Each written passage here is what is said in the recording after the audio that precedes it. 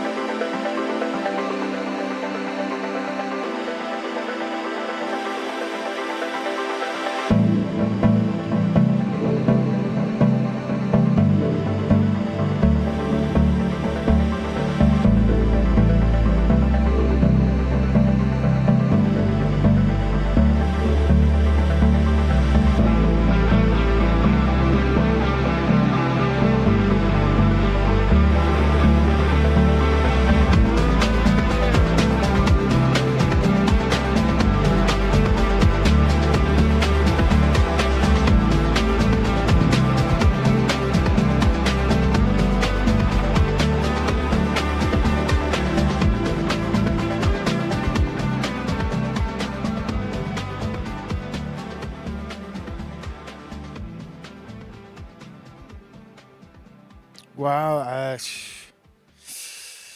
they must have not put out the billboard for me tonight. I don't know. We got a let's just say it's a full crowd. Thank you, Soft Chakras and Michael Ryan, for showing up. Seats are packed tonight. Appreciate you guys being here. Greatly appreciate it. Hopefully you're doing well tonight. I'm doing pretty good. Life is moving forward for me, and as a content creator, I had a good idea. I really did. It stemmed off of watching other people's content. I was watching. I almost want to just jump into content reaction, so I could show you everything I've been perusing, so to speak, and riffing off of it. But without doing that, I watched some content. Oh, we got Moon Soon in the back. Dang old Moon Soon, dude. Put a smile on my face. Thank you, good sir. I was watching this guy. He goes by Used to go by Jake the Asshole. He's known as Jake the Awake. And he did a live stream. I got it pulled up here. I have 1, 2, 3, 4, 5, 6, 7, 8, 9, 10, 11, 12, 13, 14, 15, 16 links. I got 16 links. They ain't even sneaky. They're right there, man. I got 16 links. And we're going to go through maybe most of them. They're really just there to prove my point. My point is essentially like I was trying to get to Jake the Awake. He was Jake the Asshole. He made a stream. It was like the death of comedy. Everybody's like, comedy's dying. Jake the Asshole. That's right. He's Jake the Awake now. And he made a stream about how comedy's dying. And I've been hearing that and I've been seeing that for a while. All right. I've been hearing people chirping, chirp, chirp, chirp, chirp, chirp, chirp, chirp. Comedy's dead. What are you trying to pull? Now, hold on. Jake the Asshole. You're not, your name's not Jake. I'm not calling you. That's his name. His name is Jake the Asshole. If your name's Jake, that's crazy. But everybody's like, oh, comedy's dead. And I've been noticing that podcast in general has been, just from my own consumption levels. Like I listen to a lot of podcasts. I started listening to podcasts in 2012. Now, before then, maybe 2011 or 2010. I remember sitting in one of my college classes, and I was talking to somebody. They're like, "What do you do? What music do we got?" Rich 3. Boom. Let's give a boom for Monsoon, too. We got Trick the Vortex here as well. Dang, dude, I got the best chat. Dude, you guys light my heart up. And I was in my college class, and I was talking to somebody, and they're like, "What music do you listen to, dude?" I'm like, "I don't really listen to music. I used to listen to, like, degenerate rap music, but, not anymore. I'll still turn on Andre Nicotina every now and then, but I listen to podcasts." They're like, "What do you listen to?" And I was an original Joe Rogan bro. I hate to say it, dude. I was one of the first, dude. I was one of the first people who liked Joe Rogan. I loved comedy, always have. You know what's interesting about me, dude? I remember watching Larry David, South Park, and comedy specials in particular, to the point to where I could watch something and I could know exactly how it's going to end. In every South Park, every Larry David show, and what was the other one I just mentioned? Larry David, comedy, even Seinfeld. Like, as soon as you see these, Larry David is Seinfeld shit. You figure out the formula. In stand-up comedy specials, you figure out the formula. And so I eventually get to the point to where, like, I'd turn on a South Park episode and I'd, like, within 5 minutes, I already know how it's going to end, right? I already know how it's going to end, and I got to turn it off.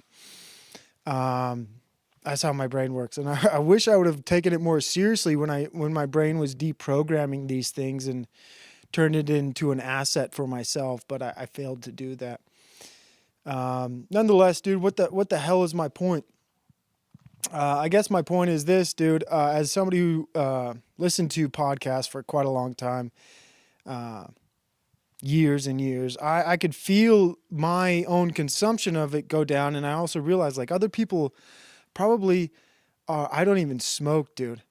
I don't even smoke either anymore, man. Did you quit smoking, Monsoon? He doesn't even smoke. I just burned a half a pack of cigarettes. Oh, dude, that's cool, man. That's cool, man. I used to smoke cigarettes just to be cool, though. Like, I was one of those guys that, like, smoke it to be cool. Not really a cigarette smoker, though. But so comedy's dead. Comedy podcasts are dead, apparently. And I got video, and everybody just saying, man, comedy's dead. Comedy podcasts, comedy movies, comedy's just not there anymore. And for me, I think that laughter died first, right? I don't think comedy died.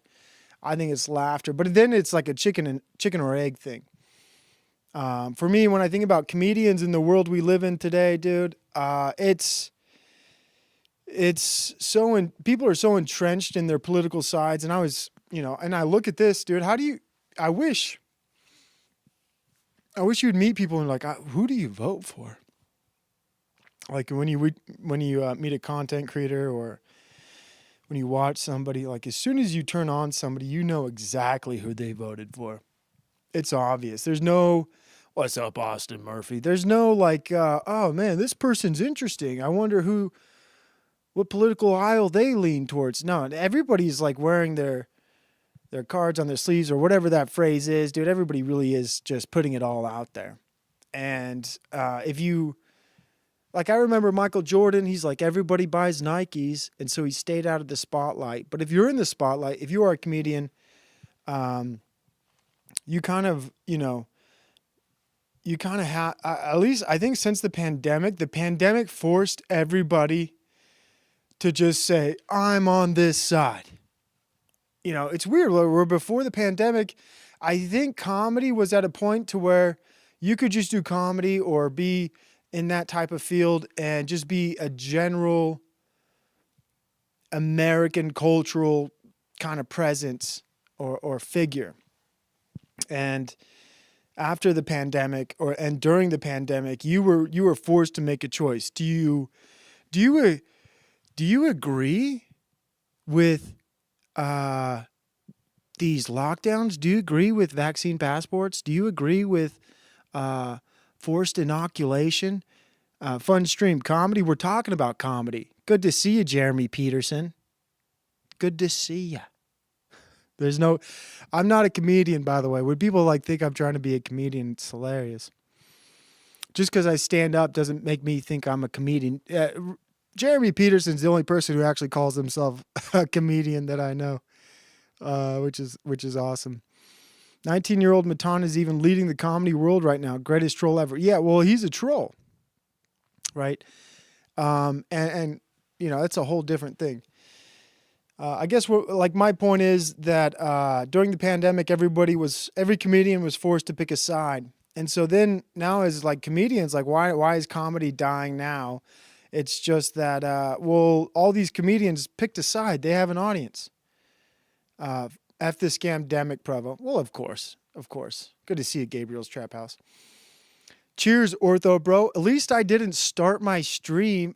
You know what, dude? This Ortho stuff, dude, I don't know what, I'm not even here to talk about religion and whatever, man. I could talk to you about my latest experience at liturgy, and I'm not gonna do that to you.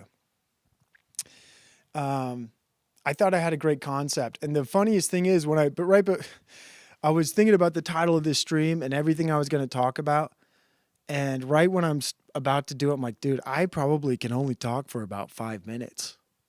I really have nothing to say.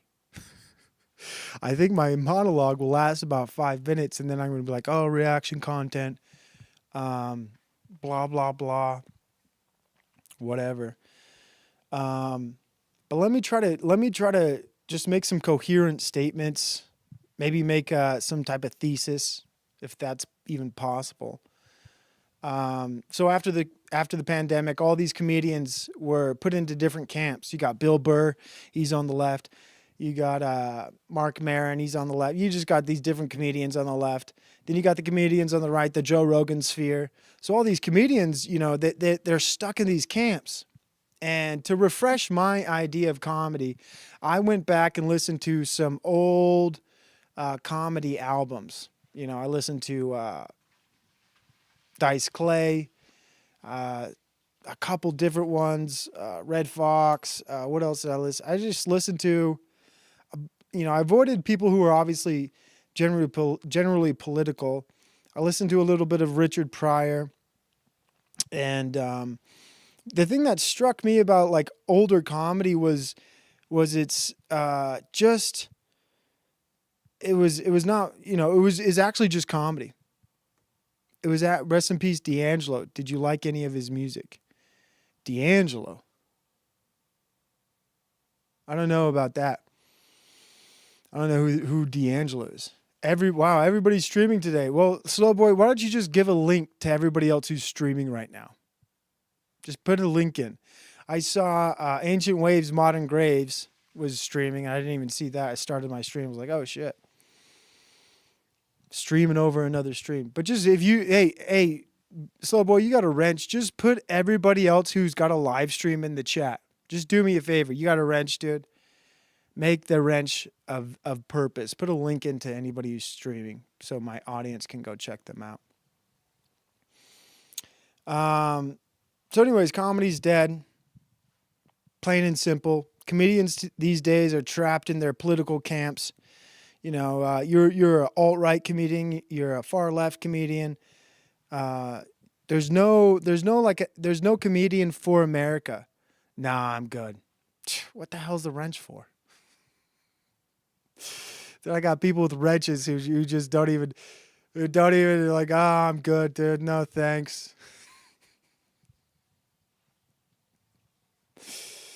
All right, whatever. I'm not going to tell you what to do.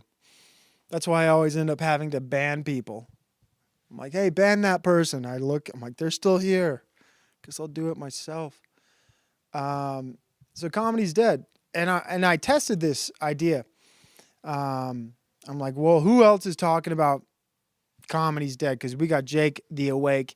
He made a live stream about the death of comedy, and I watched a little bit about it. And he's ripping on all these comedians. And I said, and then I remembered, I'm like, oh, I've seen a couple other videos. Save. And then I searched some more. And I searched some more. I found more and more videos about how comedy's dying.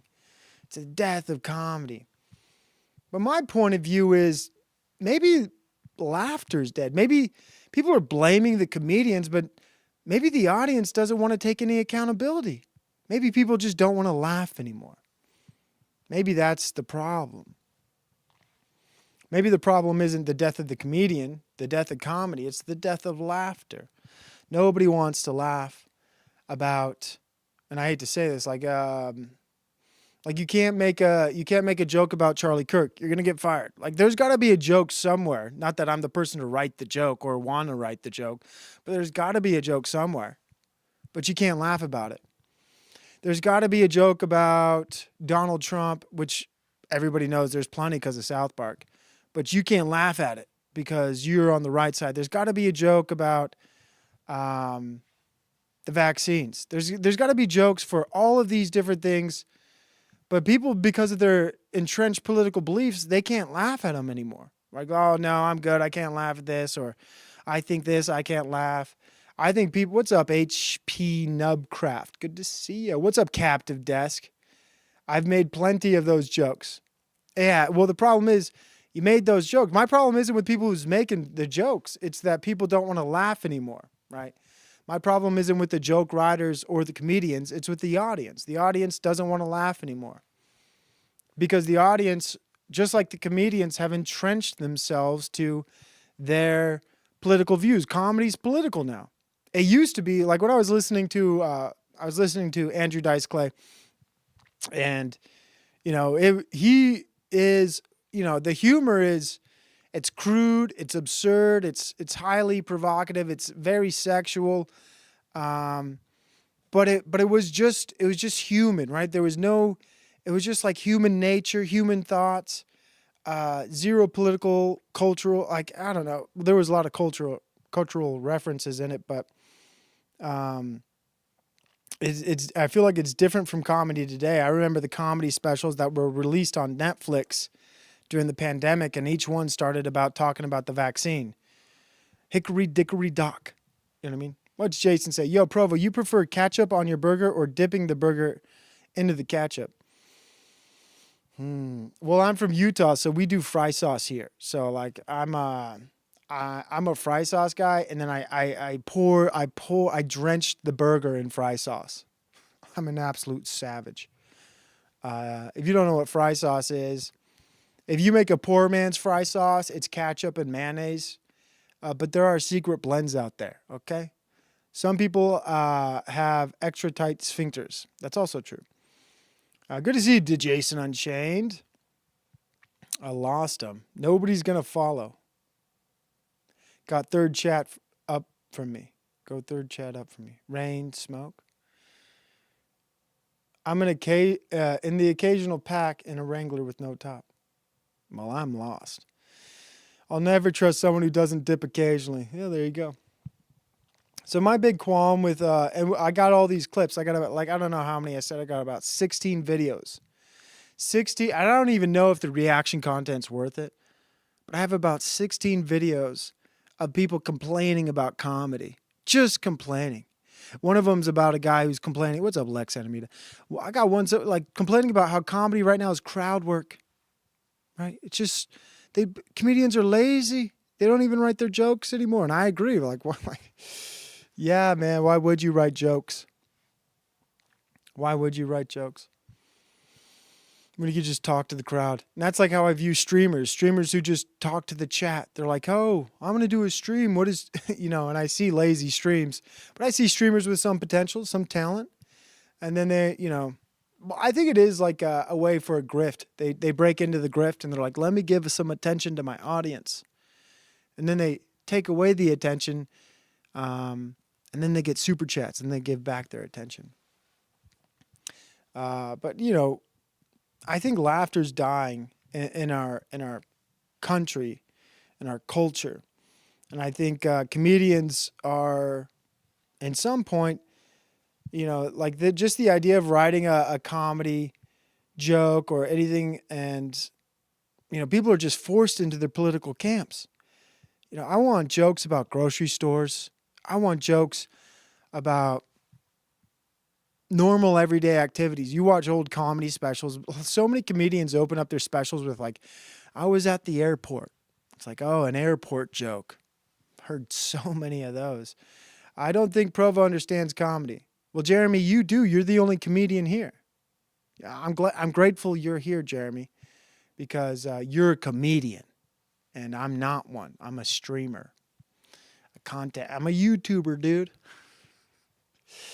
I'm a YouTuber, man. I can't, when you call yourself a comedian, dude, I laugh to myself because I really I think you believe that. And I don't even think I'm a comedian. But I am way funnier than you, which is crazy. I'd hate to call myself a comedian and have someone like me be funnier than you. That'd be the worst.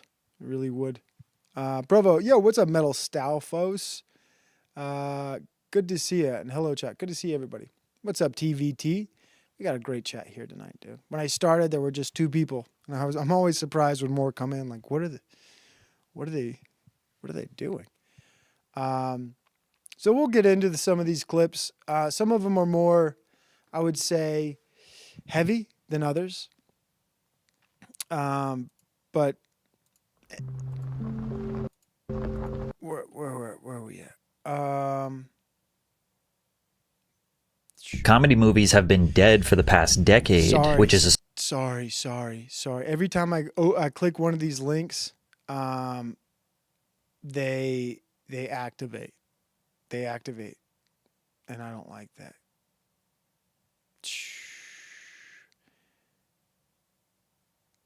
Is comedy dead? I wanted to get into something a little bit more academic. And I try to keep everything pretty recent within the last year. The oldest warning sign for everything. But so everybody's kind of noticing this, right? They're noticing the death of comedy. And I think it's more the death of laughter. The death of people who have just siloed themselves. And even comedians, I want to blame the comedians, but I really think it's hard to be an American comedian who appeals to the entire country because our country is so fractured. I should go back to this while I'm still monologuing. I feel like our country is so fractured. I should create, when I see other streamers and they got all these cool transitions and stuff, I feel like I'm in the 90s where I have to do everything manually. I don't have time to figure out their crazy cool techniques. I'll share your stream in my Discord, Provo. I don't know about that, dude. The Discord share. You totally think you're a comedian. Ha ha ha ha ha ha ha ha ha ha. I don't think I'm a comedian.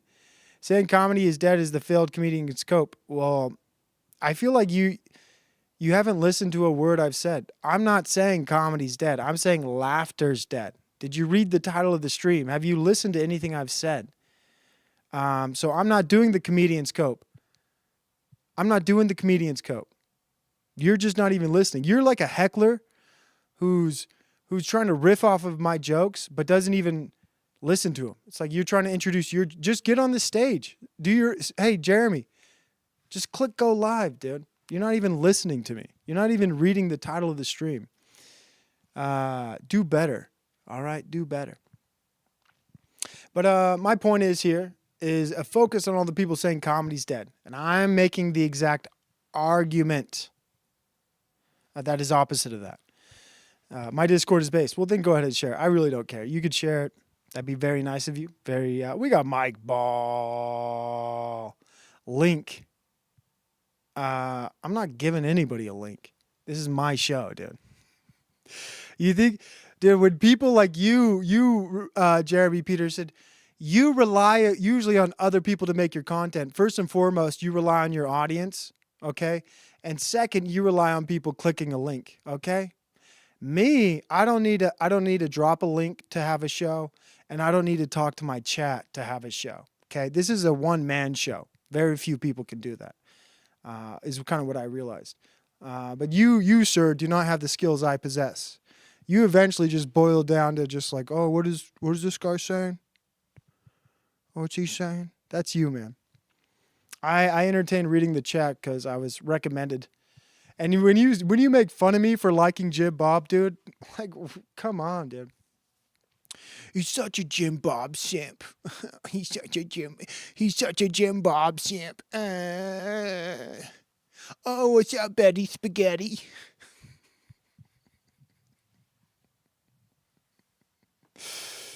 Oh, dude. You're hilarious, dude. Hey, I appreciate it, though. But keep Betty Spaghetti in your chat, and I'll keep Jim Bob in mind, dude. You have your audience. I'll keep mine, dude. I think what I'm doing is working for me. It's working for me, dude. I love when... Normally, I wouldn't entertain somebody as much as I entertain Jeremy, but I did a live stream with him, IRL. And he's a nice person. He's a little crazy, to be honest, dude. If you meet anybody on the internet and they're not crazy, I don't know how that works. And I realize that. Like, I meet a lot of people just online, and then I've only met two people IRL. And both of them have been a little bit just off the rocker. And but Jeremy Peterson is, I think, a good person. For as much this guy said terrible things about me. And in real life, if even in real life, if he was one of my friends I grew up with, I'd still be friends with him. I tolerate a lot of abuse from people. I'm very forgiving because I know deep down he's a good person. My job here is done. Hey, well, good. God bless you. We got a lot of Tabor, but we're gonna jump into the death of laughter. But in order to do that, we got to analyze the opposing arguments. And I wanted to get through. I haven't watched any of these videos, maybe a couple of them. I wanted to bring up the most tedious and boring video possible, because every other video is some YouTuber with some cool edits, some funny things to say, and it's all nice and prim and proper. But I like the academic approach. I like the academic approach to the death of comedy. So this is my first I shouldn't be doing this early. I should do more monologue. But I'm not doing more monologue, dude. I'm just doing this show. I could monologue for an hour.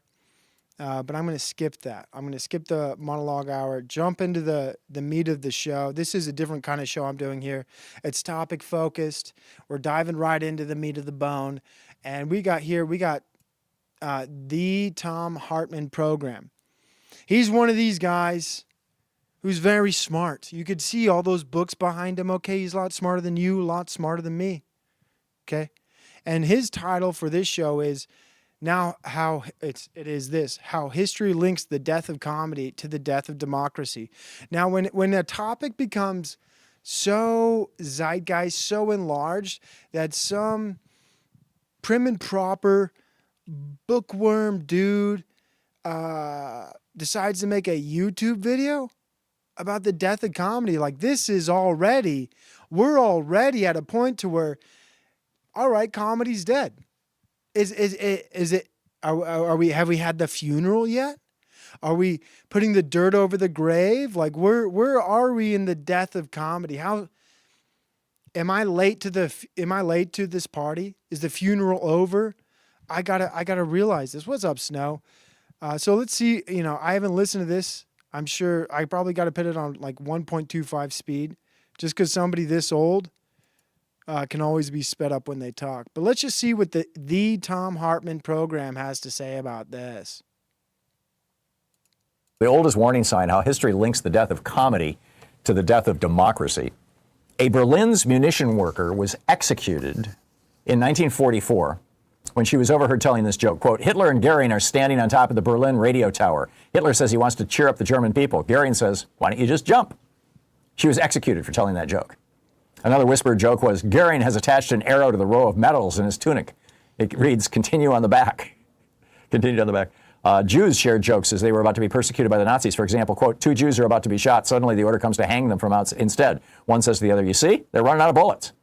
Whispered. It's crazy how we're to Jews. Your loser friend TBE is live. Well, that's fine. People can go watch him, dude. And you calling him a loser doesn't make it true, man. Jokes happen in other dictatorships, too. After Putin took power in Russia, he banned a puppet show that made fun of him, and he banned comedians that make fun of him. And here's an example. Stalin appears to Putin in a dream and says, I have 2 bits of advice for you. Kill off all your opponents and paint the Kremlin blue. Putin asks, why blue? Stalin responds, I knew you wouldn't object to the first one. This, by the way, that... Dude, I need a fake laugh like that. Okay, so he's got these historical examples, and I imagine he's going to bring it to the current time period. Let's see how he does it. It's a hat tip to Mark Jacob, who included all those things in his Substack newsletter. And by the way, if I'm streaming at this guy's age, pull the chair out from under me, take me to the Grand Canyon, and push me off. Push. He threatened suicide for attention. Make better friends. Are you saying dude, I wish you were in a place to remember the things you've said to me, and you're telling me to make better friends, and I choose to still associate with you. Like, you've said horrible things to me, Jeremy. But you're still here, and I still have love in my heart for you. But, my op-ed today at the very top of the page starts out, we've seen this movie before. It's got this picture of, from the X account of the Department of Labor, by the way, of one of these giant banners. They're hanging now from 3 different federal buildings, these giant banners with Trump's face. I think it might be his mugshot, from when he was arrested in Georgia. It's just, this kind of angry, I am the dictator and you will be afraid. Oh, this guy's a leftist, dude. Calling Trump a dictator. But you called me a leftover, and I apologized. So anyhow, as I said, we've seen this movie before. At least our grandparents did. Dictators can't take a joke. I mean, that's really the bottom line. Dictators can't take a joke. They're humorless because they know that. I had no clue this would be like a left-leaning guy. But the funny thing about this is this guy's actually saying these things. Hold on. This guy's saying these things about Donald Trump. He's hands down the funniest president in human history. Regardless of what you think, like, can't take a joke, but is the funniest guy in the room, or, you know what I mean? Is the funniest politician. There's not one politician who you can tell me is funnier than Donald Trump. I don't care if you like him or not. What's up, Susan Griffith? Good to see you. But it's weird, like, this guy, how do you start this line of attack? Donald Trump can't take a joke. He makes tons of them. The guy can take a joke, all right? This guy is so he's so left brain rotted. It's unreal. But I had no clue about this. I haven't seen this video. Humor is one of the things that can bring down dictatorships. It's one of the ways that the bubble of invincibility gets punctured. So on February 4th, 1939, 7 months before the invasion of Poland, which kicked off World War II, the man with oversight responsibility for all German media. Let me just, somebody made a great point. I think Trump's been taking jokes for decades, to be honest. You know what? You're right. I think he went on Comedy Central and they did a roast about him where he sat on a chair and let everyone make fun of him. Is that what a dictator does? Does a dictator sit in a chair in a room full of comedy killers and let them just, tear him to shreds? Is that what a dictator does? But again, let's try to reframe ourselves. This guy says Donald Trump can't take a joke, and he believes it. It's weird how people can just disconnect from reality. Maybe he doesn't know about the Donald Trump roast. I honestly thought this guy, and this actually builds to my whole point, dude. People can't look at comedy without making it political. Even comedians, dude. Everything's so entrenched with politics now. Like, can we get back to comedians like Andrew Dice Clay? Not that I enjoy that particular type of comedy anymore, but Provo dips, I'm sure of it. I used to dip Copenhagen wintergreen. Provo dips. I'm sure of it. This guy knows me. I used to dip Copenhagen wintergreen in my early 20s. I had a lot of friends on the baseball team in college. And they're like, dude, you got to try it. I'm like, no, dude, please, no. Not anymore, though. I do not dip anymore, man. But Copenhagen wintergreen, you kidding me? Back in the day, that was the bee's knees for me. John Cassell knows. Maybe, I don't know what you are. I used to try Skull, too. Someone's like, you got to try. Oh, no, like sauce. Oh, dude, you got me, dude. Of course, I'm a dipper. Dang, that's wild, dude. I'm like, oh, you're talking about tobacco. You dip your cheeseburgers. I actually pour the dip on them. So I take the sauce cup and I pour the sauce cup to get the right amount, dude. Just, why are we back on cheeseburgers? You guys are wild over here. But anyways, good to see you, John Cassell. Good to see you, Sweet Otter, Big Ross. Hello, listener. Dude, we got the heavy hitters. Boom. Boom. I'm over here like this guy can just look at me and he sees this guy chews tobacco. I'm like, I used to chew tobacco. But we're talking about comedy. We're talking about the death of laughter. And this guy is obviously making comedy political on top of the sandwich. Yes. A burger kind of is like a sandwich. Is a hamburger a sandwich? Yes, it is. A hamburger is a sandwich. I would say so. Goebbels officially forbade 5 German comedians who at that time had been performing in Berlin from ever again performing in public. The headline in the New York Times on February 4th, 1939, quote, Goebbels ends careers of 5 Aryan actors who made witticisms about the Nazi regime. And their crime, according to Goebbels, was publicly telling, quote, brazen, impertinent, arrogant, and tactless jokes. God, this guy's eyes just look possessed. And I need to speed him up a little. I hate to do this. I don't like when things are too fast, but we got to go 1.5 because I'm already over it. About der Führer. This is a quote from the New York Times. Their humor, Goebbels told the press, only appealed to, and then they quote Goebbels.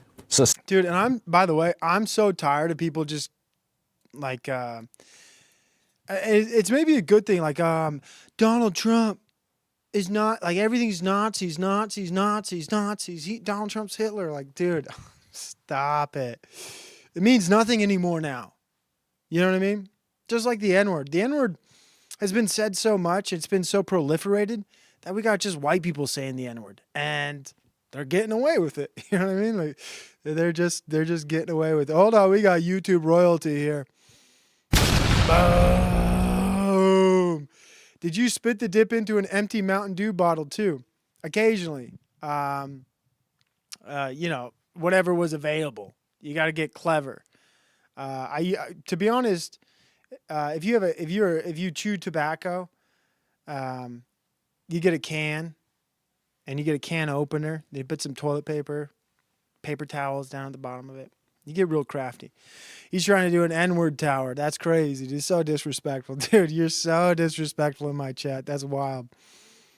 That's so wild. Prior dipping from my cold, dead hands, Princess Mangia. We got Princess Mangia. Bro, this debate is about to be the straw that breaks the camel's back. It might be. Thought I had 3 cigs, got one resurrected from a torch. Dude, well, congratulations. Hot dog is a sandwich, Mike Ball. I agree with you. But, I just lose focus and interest in anything when it's just, here we are, dude. This guy, I guess Donald Trump's Hitler, dude. Let's try to make believe. Society rabble that followed them with thundering applause, parasitic scum inhabiting our luxury streets that seem to have only the task of proving how little their brains, how little brains people can get along and even acquire money and prominence. End of quote. The Times added that Goebbels and Hitler were particularly incensed that they had been caricatured, right? And dude, this is supposed to be about the death. I guess I should have read the title, but how history links the death of comedy to the death of democracy. I really thought this wouldn't be a lecture about World War II, but I apologize. I thought this would be educational, but it's absolutely just a bore. Even worse than that, these 5 comedians were all accused of making fun of Hitler's followers. You got that? This is like, making fun of Hitler's followers. Quote, what amused the public most, however, and presumably roiled the National Socialist authorities, is from the New York Times, although Dr. Goebbels does not mention it, is that they definitely but unmistakably caricatured some gestures, poses, and physical characteristics of National Socialist leaders, sometimes with bon mots that made the rounds of the country. The Times noted that the Nazis were furious. They said that, quote, we have a keen sense of humor. Dude, I hate to do this. But we're just going to cut out on this guy. I feel like I'm leaving a date early or like a hangout, but I'm done. Stand-up comedy. Sorry, every link I click. And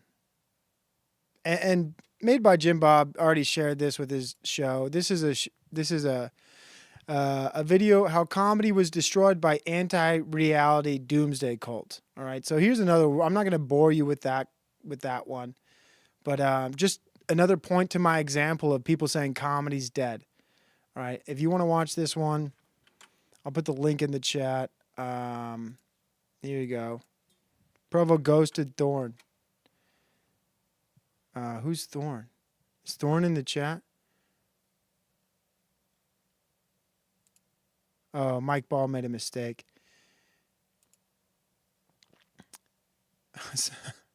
You're good, John Cassell. Mike Ball, I assume didn't mean to do that. I'm a sucker for towers. Don't worry about it. Who's John Thorne, though? I don't see a John Thorne in chat. Did I miss it?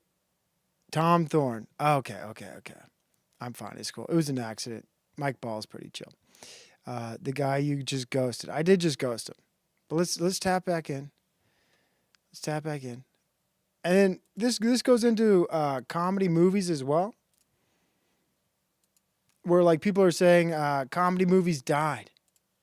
It's just like everything's dying. Everything comedy is dying. Especially depressing because Hollywood stopped making movies when we needed them the most. The past 10 years have been some of the most chaotic and divided times in modern history. Politics taking over literally everything, cost of living skyrocketing, and people spending hours online doom scrolling. And this guy just hits my main focal point right in the beginning. We don't even need to watch the rest of this. It's politics, dude. Politics are killing laughter. And, I guess doom scrolling. People are just doom gooming and out here making jokes about leaders. Who are you? To jail. Barry on HBO is funny. I don't even know who that is. I'm kind of an OG in this chat, Jeremy. Who the fuck's his use? That's right, Enslaved by Truth. Put him in check. Put Jeremy in check, Enslaved by Truth. I'm Radio Foreman. Hey, let me help you out, Jeremy. You're just like me, dude. You're a nobody. An infinite feed of bad news. If there was ever a time we needed to collectively sit in a theater and just laugh at something stupid, it's now. But it wasn't always like this. During the 90s and early 2000s, we were getting multiple hilarious comedy films. Hilarious. Can you guys believe he says that? Hilarious. I mean, have you ever watched an old comedy show and tried laughing at it? Doesn't work. There we go. Here we go. Classic end. Dude, my chat is so... I don't know how to put it, man. They're just, they're the best. Some of them are still learning. Dude, here's what I will do, man. Hey, Jeremy. Take a quick 5-minute break, dude. Take a quick 5-minute break, dude. You can go sit down. Sit down, dude. Come back later when you. I've been touring. Oh, dude. Stand-up comedy. Oh, everyone I click is just awful. But anyways, comedy movies are dead.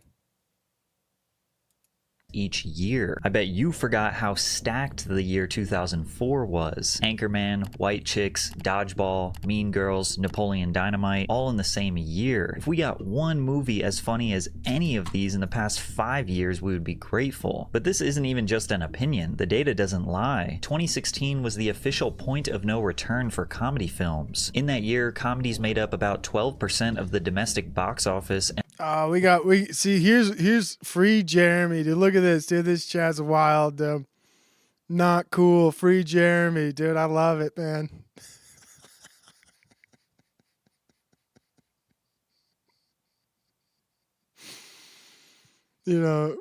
Bro, ban him. That can get your channel in trouble. It can, Dustin. But it's a weird.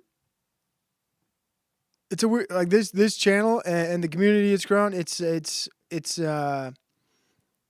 like the weirdest hangout possible with I think my audience, but it's changing. People are upset about it, and I decided, by the way, because people have been very critical. I'm gonna do a quick. I don't care if this bothers. I'm gonna do this for Jeremy and for everybody else. This is for Enslaved by Truth. I'm not going to discuss anymore because people get upset by it. And that's not why I'm going to discuss it, but I'm just going to keep doing what I do for my show. I talked a lot about going to liturgy, distinctions here. Nothing happens to your channel, trust me. Well, distinction, I don't know if you know that. Mod got an optics are high, dude. I did the modding, okay? The reason I did the modding is because he wants attention, dude. And I get it. But I let me just finish my point. I could read chat all day. You guys are amazing.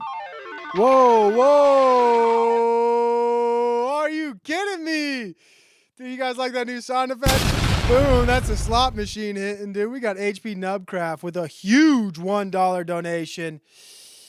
Wow. Thank you, sir. Thank you. And a big thank you for that, man. I was waiting for, I changed my settings a little bit and I was just hoping. I'm like, what happens? What happens when they do that? Will it work? An HP Nubcraft. Couldn't thank you enough. That's a big $1 donation. Huge. Huge. Let me finish my point real quick. I did go to liturgy this past Sunday, but people accuse me of ortho grifting and being this and that. Look, I'll talk about maybe my experience with my process and choosing orthodoxy or whatever. But I think I've covered a lot of that now. And unless something interesting happens, I won't really be diving into the topic. I'm not somebody who can speak eloquently on religious topics. I'm not somebody who's here to tell other people what to think about that. I just shared, when I did those streams, the process I was going through. And I think I've shared that process to the point to where if you've watched the show, you know I've been doing that. You know I'm going through that. And unless something interesting happens at liturgy, or, maybe I'll share that story. But in general, I'm not going to be talking too much about religious things. That's not my area of expertise.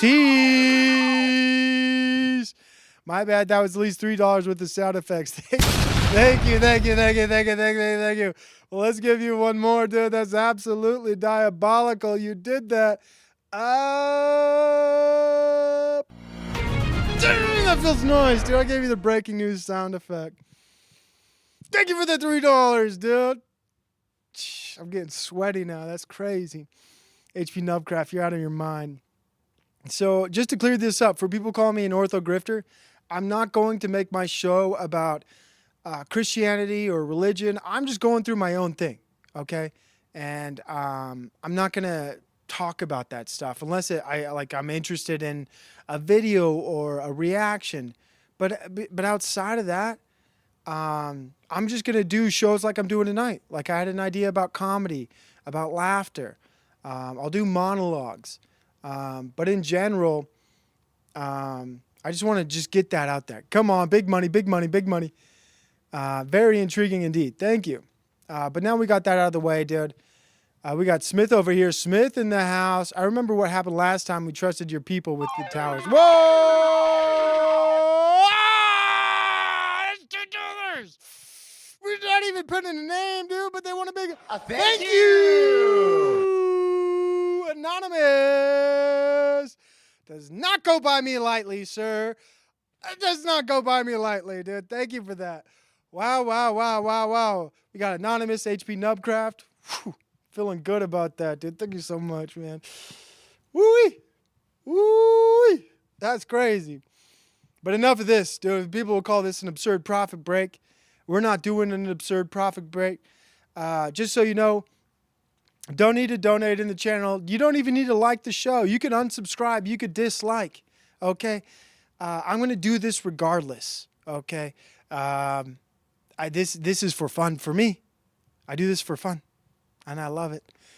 I love just having fun. Okay? But here we are. Here we're going. And we're going to tackle these topics. The problem with me, dude, I don't have patience. I can't sit in the pocket.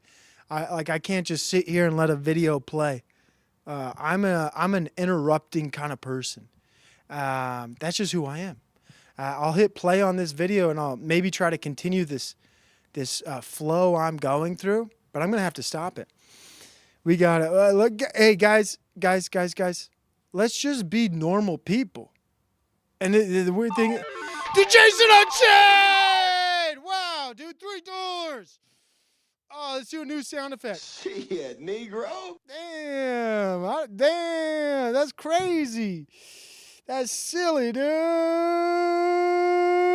Wow. Let's.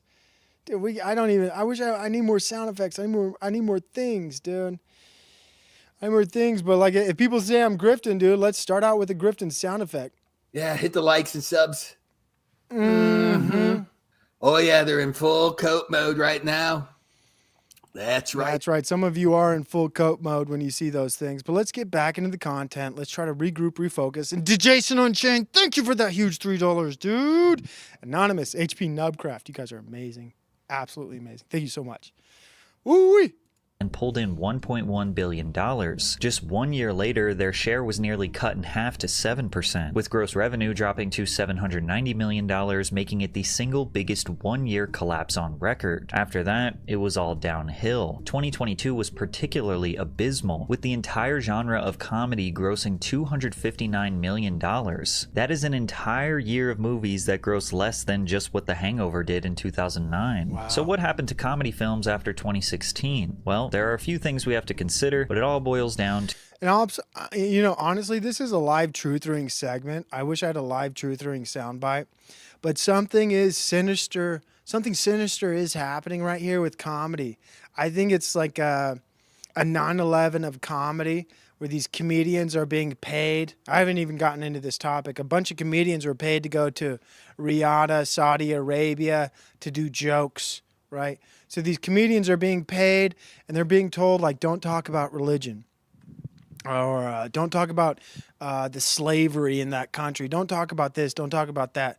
So, like, just in the obvious sense of the way things are unfolding, the top level comedians are all reaching deep down into their pockets and seeing how far they can go, so they can just stuff the cash. They want to, you know what? They ran out of room in their pockets. Some of these comedians, they're taking off their shoes and they're just putting the money inside of them and putting more money inside of their shoes and seeing how tall they can walk, dude. They're walking so tall with all that stuffed cash in their pockets. You know, these comedians are just like, I'm a real comedian. I don't talk about some of these topics because I get paid so much damn money, and because I'm on the left side or I'm on the right side, I can't make jokes about these things because then I get shorter and my money gets lower. You know, where'd the money go? And that's really kind of how comedy is right now. These people have their sides, they're patting their pockets. Where, you know, I think the best comedians, it's just like what's a good analogy? It's always like the first couple years. A good comedian is in their first couple years, like Theo Von, first couple years. Like, I don't know if Joe Rogan even had a good couple years. Shane Gillis is in his first couple years. And then eventually people learn formulas, they learn the personality type, and then that becomes tried and true. I remember Dane Cook. Huge, dude. Everybody was doing Dane Cook jokes in junior high. Everybody. And then he just fell off a cliff. Just like irrelevant, dude. But good to see you. Let's try to focus. What is this guy saying about comedy movies? But there is a conspiracy. Live truth ring, for real. Somebody's destroying comedy. And I think that's a psychological operation within itself, right? I think it's an intentional attack on comedy through ulterior means and motives, unbeknownst to the comedians, unbeknownst to the audience, because it became too powerful. Comedians became too powerful. They got these podcasts. They're talking to all these people. Joe Rogan's being infiltrated. He's being guided and directed. Something suspicious is going on. Something suspicious is going on. To one major reason. And today we're going to This guy's got the start of the end tower for a hat.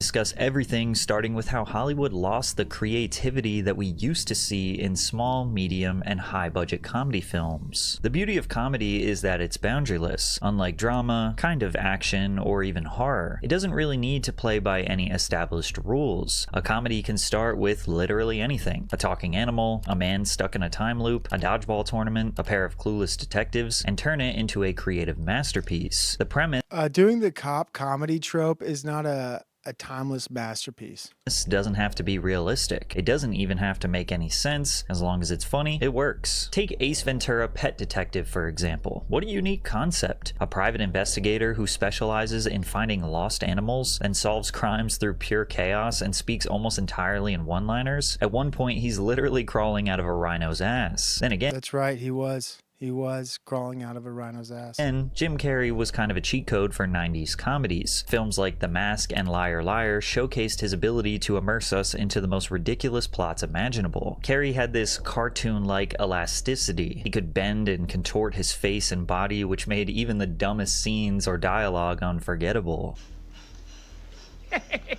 Or what about Dumb and Dumber, which is literally What just about a it? movie about two dumbasses. You go straight ahead and you make the left over the bridge. That's a lovely accent you have. And this is like a talent gap, right? There was you have this guy, right? He's the best. Nobody does it better than him. And who fills those shoes? Nobody. Nobody's as funny as Jim Carrey. for that type of role. There's just a comedy gap, like a once in a generation skill. And so like they want to make these comedy shows, but there is no other Jim Carrey. There's nobody who can do that.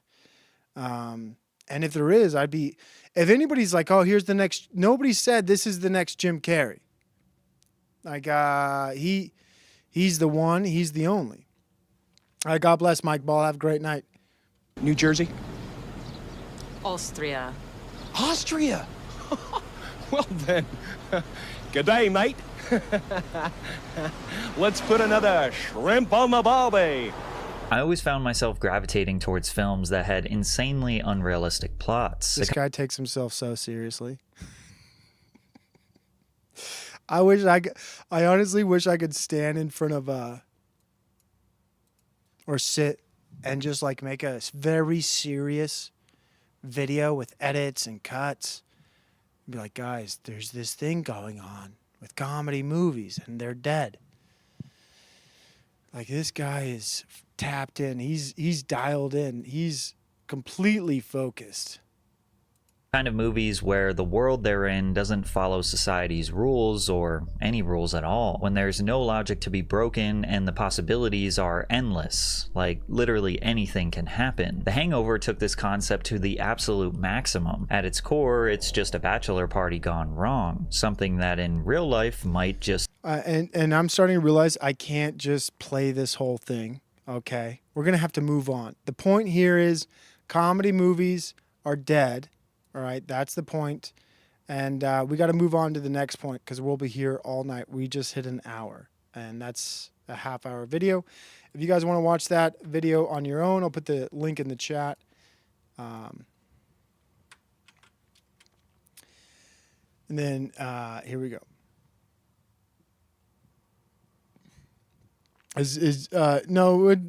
What Radio Foreman is he's just jealous, dude. His biggest chatter's a married woman for some reason. And so here's another, person who says comedy's been ruined. But this guy, I wish we could have got to the end of the other video's point, but this guy made a video where he's a YouTuber, right? So YouTubers do these things where they see another content creator make something, and I'm not against this, but they see them make something, and they're like, I'm going to make my own video about that. And so this guy did this with one of the earlier videos I shared. And he says, this is the man who ruined comedy. Imagine just blaming one person. Like, this guy ruined comedy. Let's just check out the intro and see what he has to say. Is at its lowest point since blackface, and it's all Joe Rogan's fault. I want to sell kayaks! He's a chronic stool fucker. He's cultivated a crew of some of the most mediocre comedians we've ever seen. Notice I said we, not just me. I'm what the culture feeling. And it seems like No Joke Joro has zero concept of what humor is. You know those powdered wigs that old... I'm not a comedian, but let me tell you, these comedians don't know what humor is. Dudes used to wear, and the people in court used to wear. Wiggers, I think they called them. No, wiggers are white people that wish they were black. It's a totally different thing. Yeah. As a lifelong comedy fan, it's been rough watching this man just single-handedly ruin my favorite art form. So let's get into how we got here. And this guy's an expert with vampire teeth. That's crazy. We got dang old Blade here. Anybody see those bottom? Single-handedly ruin my favorite art form. Look at these canines. Look at those canines. That guy's got some of the sharpest. We got a daywalker over here, dude. I don't even believe in vampires, but I see those canines. I'm like, holy, whoa, dude. Look at that. Dang old vampire on the screen, man. We got Blade reincarnated. How we got here and what we can do to fix it. Friends was a fun. We can fix comedy, guys, through my YouTube video. Show. Joe, you were great on Friends. I wasn't on Friends. That's a joke. I think a big reason of why Joe Rogan has made so many bad comedy specials and made so many of his obnoxious friends. The reason I don't connect to Joe Rogan and his comedy is because I'm black. That's really the ultimate truth, right? Like, you don't get the, like if you watched like, what's his name? Cat Williams. if you've watched Red Fox, if you've watched Richard Pryor, just watching some of these comedians as a white person, just generally, like, I'm like, oh, you said the N-word. That's crazy. You said the N-word. That's supposed to be funny because everybody else is laughing, but I'm white. But when you're like a black person, you're like, this white guy isn't funny. Well, like, he's not talking to you. His personal experiences aren't relating to you. You know, like different cultures. Like you go into a black comedy club, they're not talking to white people, are they?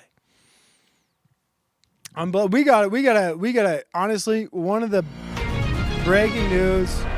We got chat royalty here. It's Benja.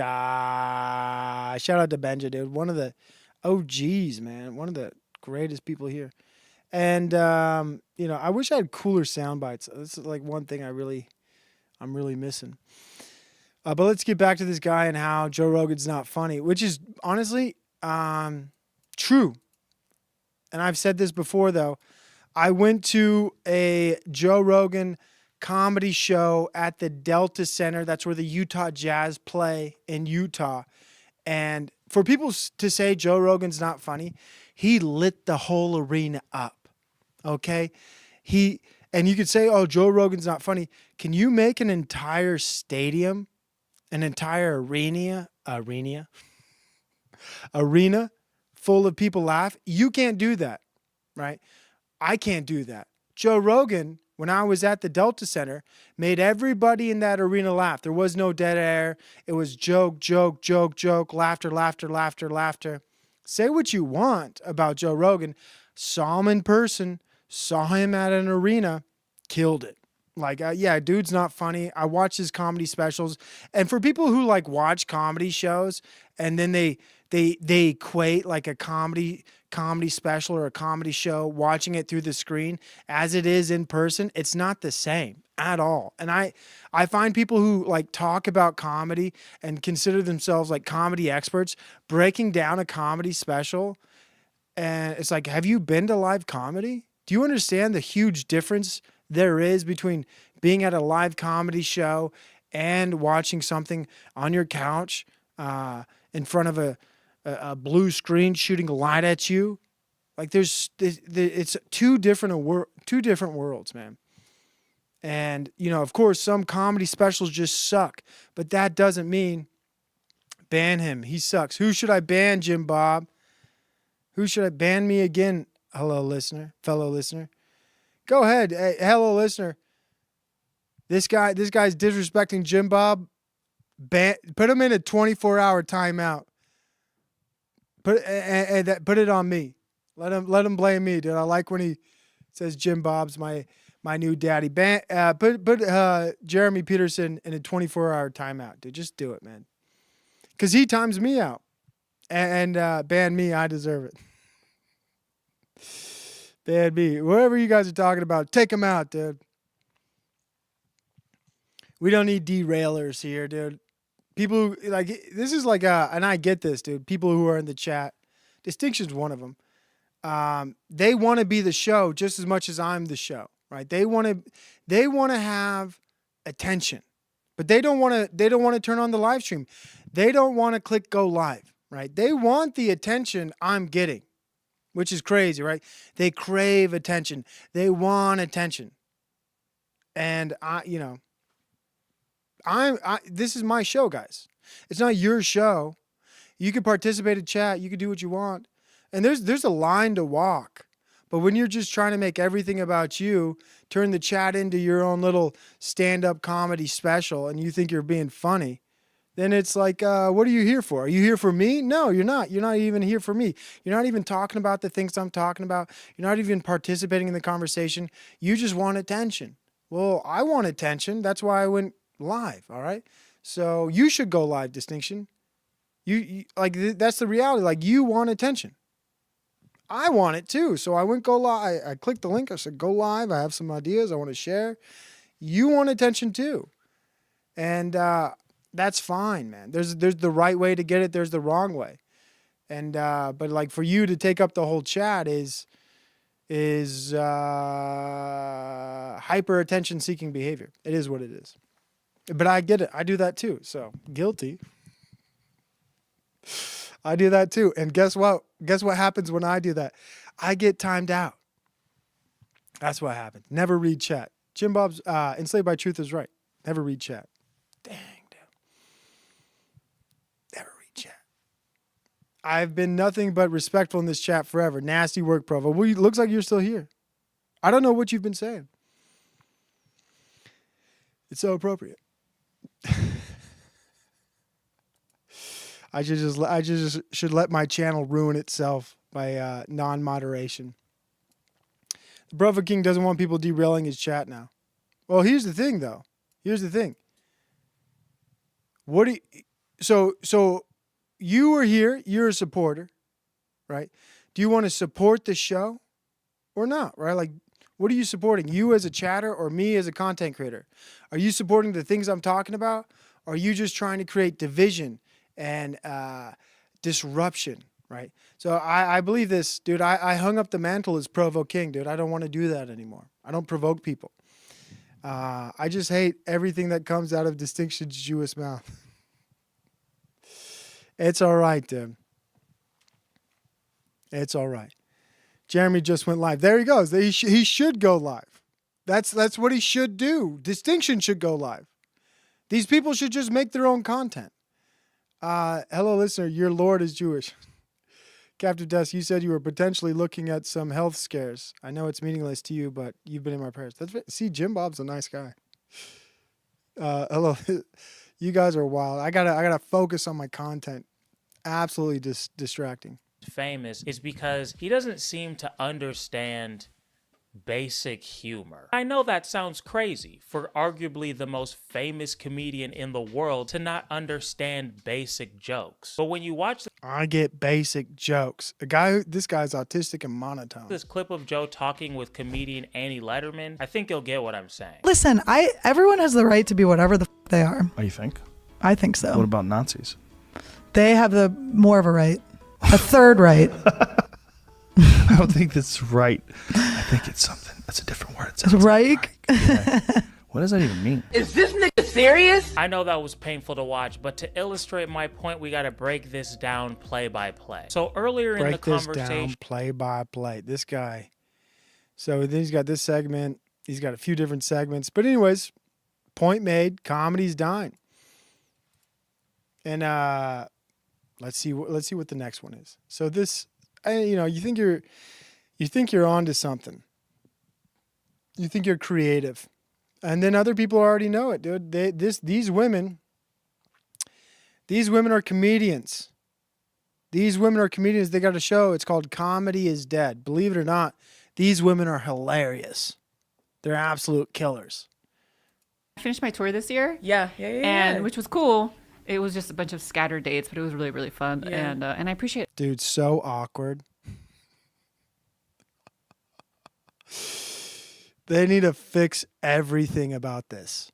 Everything about what they're doing, they need to fix it, right? And they went between two ferns to between one elephant plant leaf.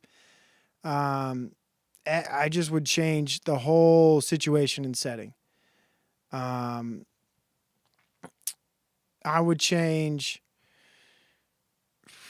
I'd change the camera angles. I'd put a desk between them. I'd add some. I'd add some features. You're looking at just two women talking, and it just does not hit. Everyone that came to the tour, but I've been opening for Felipe Esparza, and because comedy got ugly for a lot of people. Yeah, with the TikTok stuff and the pandemic. Comedy got ugly. Comedy's dead. Comedy got ugly. TikTok. Downs of things. It's gotten really hard for people to headline. And it's gotten so hard for people to headline. It's just, comedy's just dead. It's so difficult. It's just, what are we going to do? I'll fucking take any gig at this point. I don't mind. But last year I hit up Felipe and his wife Lisa, and I was like, hey, you guys got any dates? So they've been giving me. It's crazy how some comedians are just not even funny people. Like, you can just look at this woman and I know. But what she is somebody who's figured out formulas, writing, replication, And, you know, she can fit in. She's like a mime. These are comedy mimes. These women got into comedy and they just started miming men. Is that the correct word, mime? To mime? They're just miming the behaviors. She's definitely not funny. You know what I mean? You could just see it. You could just see it. The other woman, definitely not funny. You could just see it. They're miming the appropriate behaviors of what comedians do. That's like me too. I don't call myself a comedian. I mime the behaviors. Okay? I mime them a little bit and I try to do my thing. But at least I'm humble enough not to call myself a comedian. But this lady's not funny. And she's talking about how hard it is to be a comedian. And the reality is, it's like anything. When people talk about how hard it is to get into a professional sport or into anything, you either have it or you don't. All right, lady. Hey, lady, you don't have it. You never will. Okay? You just don't. I don't know what to tell you. You don't have the gift. And some people are born with it. Some people are, they work really hard and they develop the skill set. They practice. They do their due diligence. And they get better and better. But this lady, I could just tell, she's just miming things.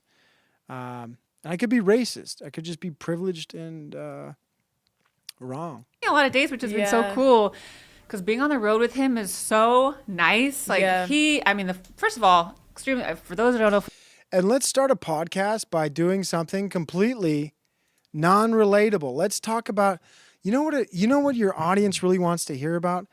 How you got to go on the road with Philip Esperanza or whatever, and all these things. Like, nobody relates to that. How about you talk about things that people can relate to? I don't know.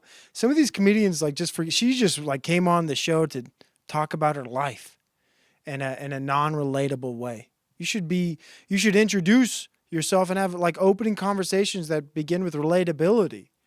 But right now, like, hearing how hard comedy is, and then you reached out and you got to go on the road with this huge comedian, I'm not relating at all. Felipe Esparza is extremely famous in the Mexican community, but he has a lot of Latino fans of all backgrounds. But these women just struggle. Look at them. Look at it. They're just like, thinking like, this is so awkward and sad.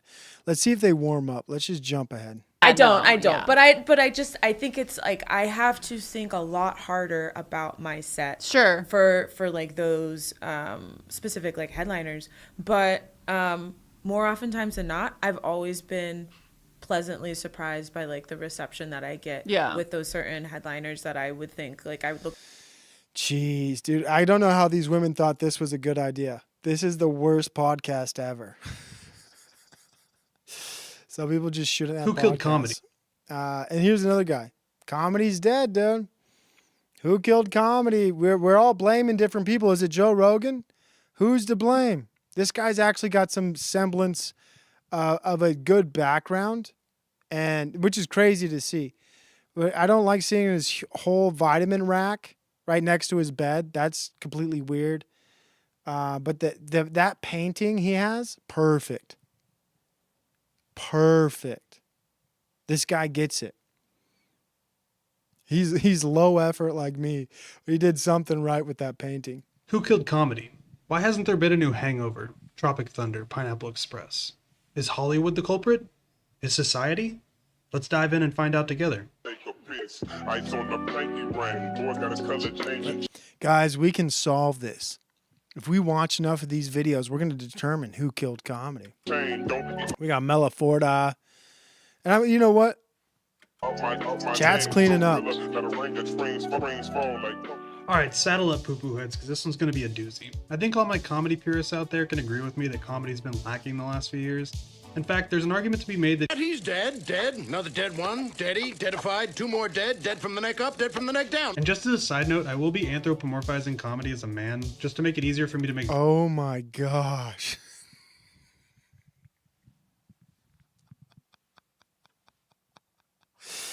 He really did that, dude. He really... Oh, I gotta hear that again. Who is this guy? I'm gonna be... Dead from the neck up, dead from the neck down. And just as a side note, I will be anthropomorphizing comedy as a man, just to make it easier for me to make jokes, and I want to treat this as a... God, you gotta tell your... You know who killed comedy? You, dude. Just so everyone's clear, I'm going to be anthropomorphizing my whole monologue in my show as a white cisgendered male, just so we're clear. I'm not going to do something different. Like, what? I already knew you were doing it as a male, dude. I was not tricked. You did not fool me. What is it? Why do people do that?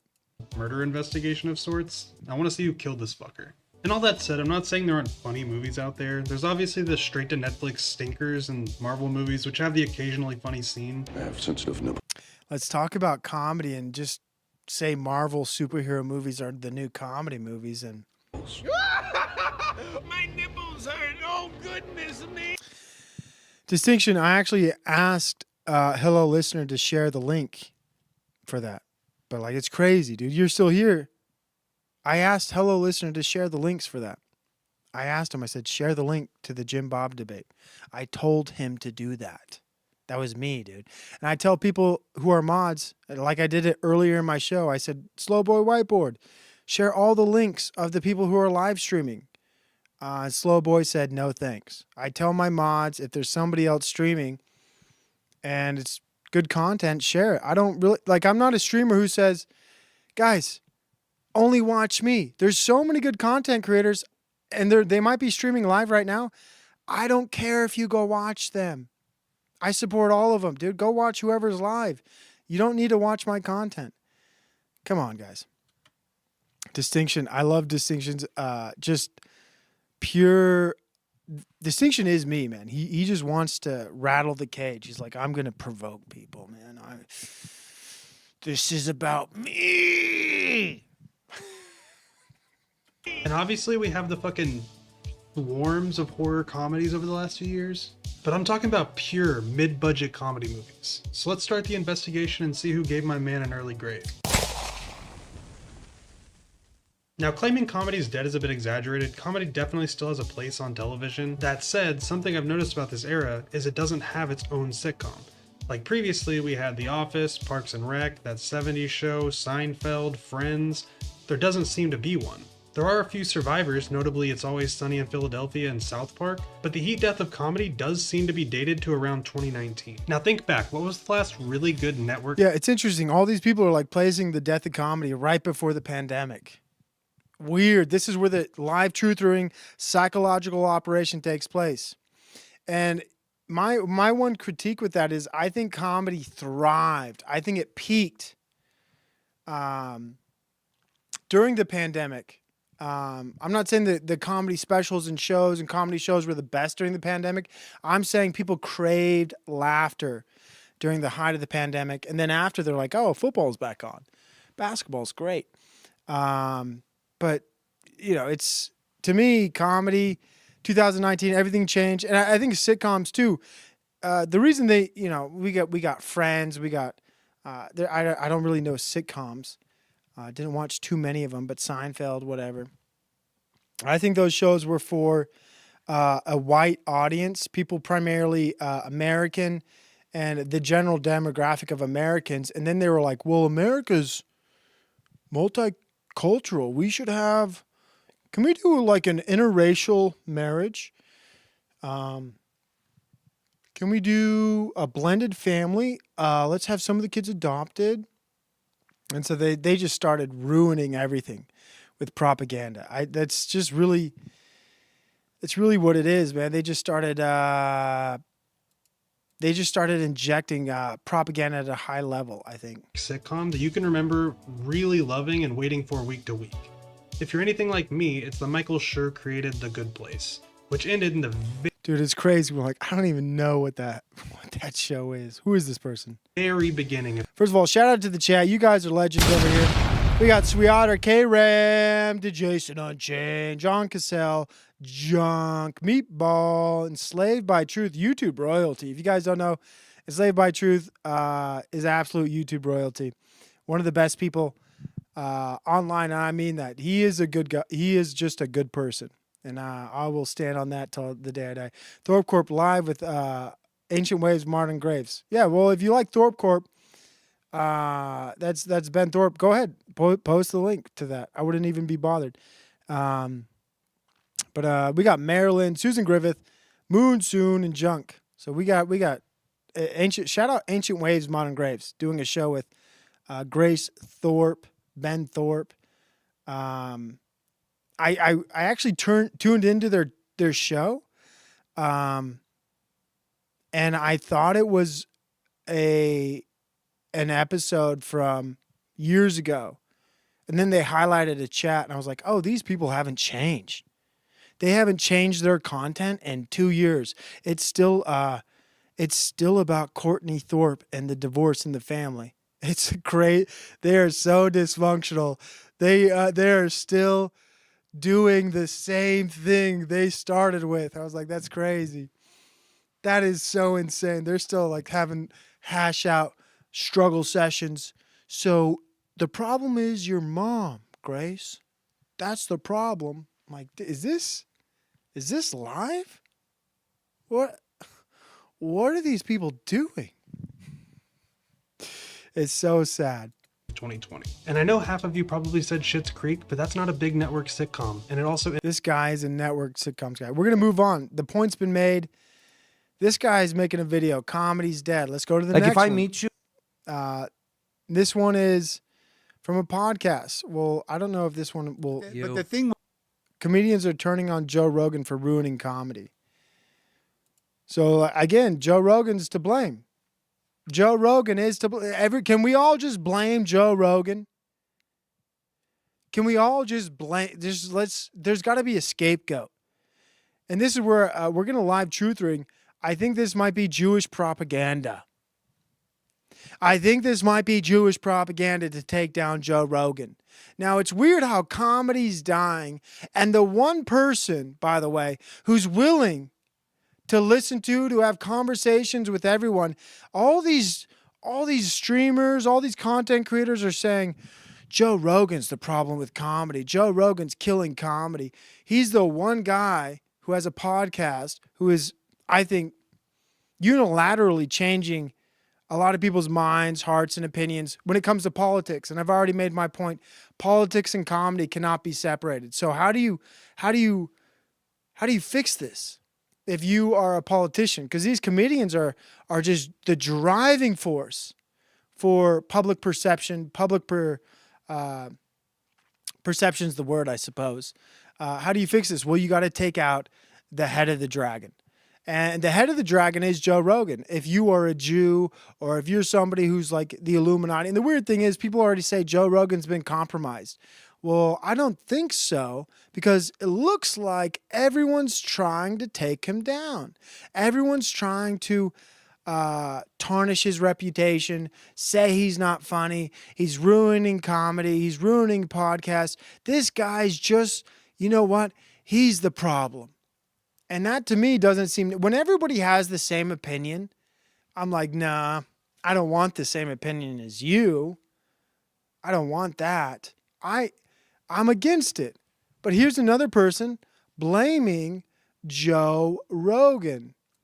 And I don't, when everybody has the same thought, I have to step back and say, maybe this is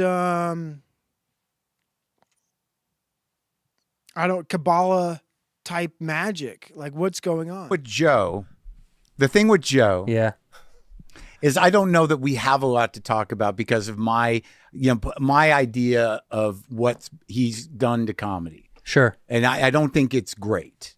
I think that it's tribalized, and I think that, he's... Oh, Joe Rogan's why things are tribalized. It's not politics. It's Joe Rogan who's tribalized everybody. Can you believe this? It's Joe Rogan's fault. He tribalized everybody with his huge podcast. He's a brainwashing machine. He needs to be controlled and regulated. What's chat saying? Australia's new hate I'm offended laws have wrecked the comedy scene here. Comedians are afraid they will go to jail for doing their job. That's wild, Tranquil. That's wild.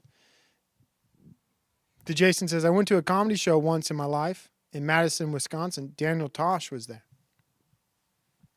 That's awesome. I think Daniel Tosh is I haven't seen him live, but I do remember him as being a funny person. It was pretty fun, but you had to buy 2 drink minimum. That's crazy. It's not him. It's whatever got to him where he's at. That's right. That's right. We got great chat here. We got great community. We got Igor. Can I...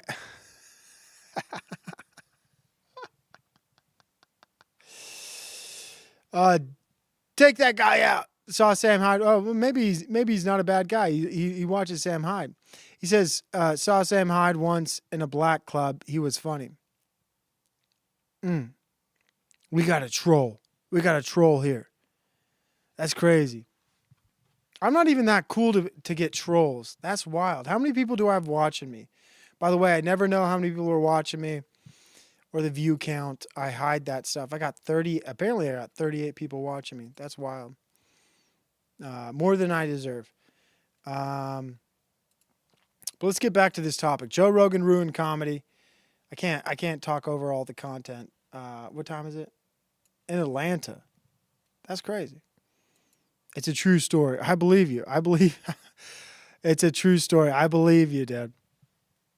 Created a sort of army of people that think they know comedy, but they only know a specific thing and what they think is good. Look, dude, there's an ugliness that's out there right now where, there's certain podcasts out there that if you're a racist, if you're an anti-Semite, if you're a psycho-nationalist and you want a softball interview, there's podcasts out there where you can, and they will laugh at your bad jokes and just give you this pass. Things we've already seen this, and you can already tell by the content creator, he favors leftist comedians. We start with Mark Maron, we start with Bill Burr. Like these guys, Bill Burr, he was something before he got money. Here's the analogy. I said I would let this clip play. I said I would let the clip play.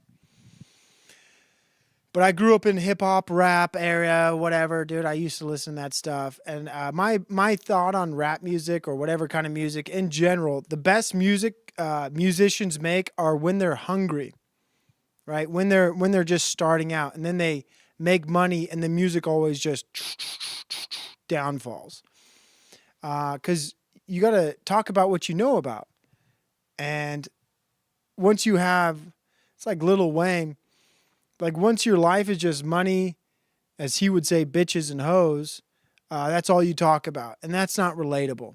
But what's relatable is the struggle. And comedians who are actually funny, they're funny because they're struggling people and they relate to the American people who are struggling. But once your pockets are so deep, when you reach down into them and it's just stuffed with cash and you can pull out your shoe and it's stuffed with cash, you're not relatable anymore.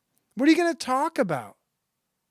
The best comedians, the best musicians, the best anybody are people who are just struggling, right? Because they're relatable, because Americans are struggling. But once you have a mansion, once you have a helicopter license, once you have a hot tub and jacuzzi and a pool, you aren't relatable anymore. You don't have normal life experiences. Like for me, when I still go out to dinner, I'm like, how much is that? Is the steak, how much is that? For a sirloin, I'll get the sandwich. I'll get the sandwich, dude. Like, once you're not relatable anymore, dude, it's hard to connect with the American audience. And that's where all these comedians are. That's where a lot of musicians are. And they're struggling to try to connect with the audience they grew with. And that's just the reality about this, dude. So, let's get back to it. I don't want to ruin my whole stream by just talking over everything. I tend to do that. Seen what it does to a nation, and it's not the way to go. It's not the way to go. Tall and funny comedian Joe Rogan is back in the spotlight as more and more comedians are getting comfortable calling him out during interviews. The tough thing for Joe is that they're not all calling him out for the same thing. Mark Maron appeared as a guest on Bad Friends yesterday, where he criticized Rogan for ruining comedy to the point where he even had Bobby Lee and Andrew Santino agreeing with him because of their mutual disgust towards the whole Austin comedy bubble that Joe created. And then there was Bill Burr last week, who didn't just call out Rogan, but all of the other comedy podcasters who had politicians on their shows and gave them softball interviews instead of staying independent and criticizing both sides. There have been a few channels including Joe Rogan should have been a journalist. God, dude, these people are nuts. My own that predicted the comedy bubble would take a major hit after last year's election, and all signs so far are pointing to exactly that. The biggest casualty has been Andrew Schultz, who made the transition from comedy podcaster to pseudo-intellectual political journalist, thinking he could ride the wave of political guests going on comedy podcasts, one epiphany at a time, which backfired so spectacularly that his own fans are now his biggest critics. Even Tom Segura and Bert Kreischer are taking a break from comedy to pursue other interests now that things have slowed down and good material is becoming harder and harder to... Yeah, good material dries up when your daily interactions are going to a store to buy a watch, thinking about buying a Lamborghini, eating at a steakhouse every night. Like, you are no longer relatable. Of course, these comedians are struggling. They're making buco money, daddy Warbucks money on podcasts, on going to Saudi Arabia. Like, these people are just out of touch. That's really the death of comedy, is maybe the top comedians are just filthy rich. And maybe that's, hey, this is actually happening live right now. Maybe that's the answer. These comedians are just so rich. So, and we're, as an audience, we're looking for relatability. Relatability. And we're waiting for that. We're waiting for another comedian who's making jokes that are relatable. All right. But people get echeloned and fast passed so quickly to the top that maybe they don't have the opportunity to create jokes and write jokes and be relatable to their audience. Like, who is the next up and coming comedian? I don't know, man. I'm looking. I'm really just, where are they, dude? Where are they? Come by. But for Slow Joe, things are a little more complicated. Rogan's policy of posting and ghosting, never reading the comments, and never listening to or reading any criticism against him has come back to haunt him in the most embarrassing way possible. After being forced to endorse Trump for the White House last year by his close friends and billionaire handlers Elon Musk and Dana White, Rogan is now in an awkward position where he... Imagine saying he was forced. Because, like, saying he's forced, like, oh, this guy's a liberal, he's a Democrat, but he was forced to support Trump. And I have an Australian talking to me as an American audience saying Joe Rogan was forced to support Donald Trump. Like, what? Dude, he was running against open border Kamala Harris.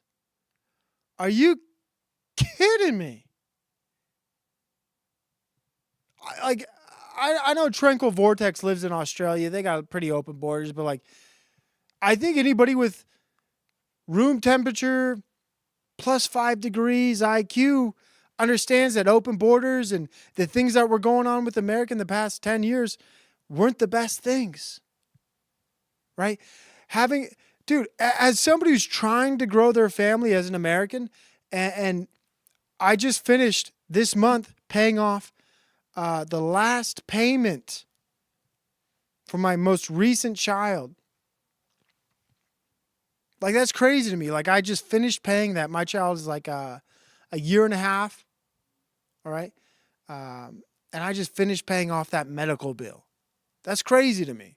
While these illegals get to come into our country and have as many kids as they want. And I'm forced to pay $8,000?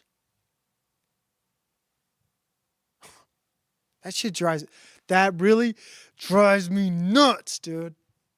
It's crazy. These people are like, dude, these people need medical health care. But you, Provo, you need to pay $8,000 to have another kid. And if you want to have another kid, it might be $10,000 now.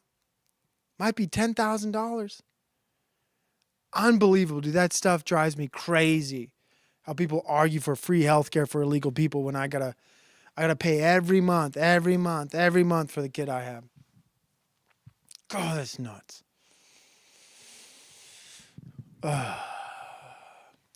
Dude, I'm so glad I paid that off. This was the last month. That was like a big deal for me. How many months was that? That was 12 plus 8, about 20 months I've been paying for my last child to be at a hospital and to give birth. Like, they just really just were there. They were just there. I'm thinking about, like, what did they do? There was no inoculations. There was no, like, they did the tests, like, for whatever. Like, they poked the feet. And I don't even want to do that next time. I don't even want to do the feet poke test. Because when I had my kid, and they had a new nurse there, and she couldn't do the feet poke. Like, they poke the kid's feet and they get the blood on the paper. The lady couldn't do it correctly. And I'm there watching her, and she's like, "Is this correct?" She goes to another nurse, like, "No, that's not good enough. You need a larger blood sample." Comes back to my kid, prick, blood, goes back to her. "Is that good enough?" "No, you're not doing it right." She says, "Well, do you want to do it?" She's like, "No, you have to do it." Comes back to my kid, another foot prick. Comes back, "Your kid's totally fine." I'm like, "What was that for? You basically tortured my child with these blood tests." That costs $1,000. Cost $1,000 to tell me my kid was perfectly healthy. Add that to the bill. Meanwhile, Juanita's in the hospital. Free kid, Juanita. Free kid. You want a free kid, Juanita? Provo's paying for his. The taxpayers will pay for yours. But anyways, the point of that whole thing was that this guy in Australia is telling Joe Rogan he was forced to vote for Trump when our country's paying for all these illegal immigrants' health care. Get them out of my country. You didn't have to go to the hospital. I know that galactic contradiction. I know I didn't have to go to the hospital. I could have done an at-home birth. Could have done that. Would have been free. You could have just gave birth to your kid.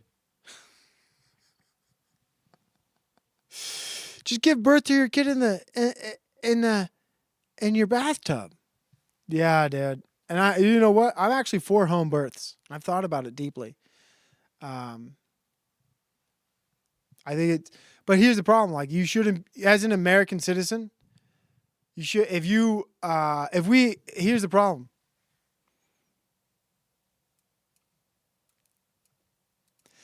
They should not have propaganda that is like, we have a birth rate problem, but let's make having children as costly as possible unless you're an illegal immigrant. We have a contradiction here. We have a problem, right? We have a problem. We should be incentivizing Americans to have children, not punishing them. And our healthcare system punishes people to have children. That's just a fact. That is a fact. They financially punish them, but if you come into our country illegally, you are incentivized, right? Like, so if I was a illegal person and I wanted to have a child, I'd go to America and I'd have a citizen, I'd have an anchor baby, and it would be good. It would be good. Our first home birth cost me one inflatable kiddie pool and one fish tank net. Yeah, well, the problem is, dude, you can have your own opinion, right? Like, when you're in a marriage and you got to deal with that. Like, I'm like, maybe I'm pro home birth, but I have to deal with somebody who wants the security of a hospital. So I gotta work with my spouse. That's like, I gotta sacrifice. And some people would be like, you should be patriarchal about that. It's like, no, dude, I got a working relationship with my spouse. So I can't just do everything I want, dude. Maybe I should just be like a tyrant, a king. Like, no, I looked at the money. I'm not paying $8,000 for the kids. I don't care if something goes wrong. We'll have another one. The fishnet is for poops. That's crazy. That's crazy. Dude, I did not need to know fishnets are for poops.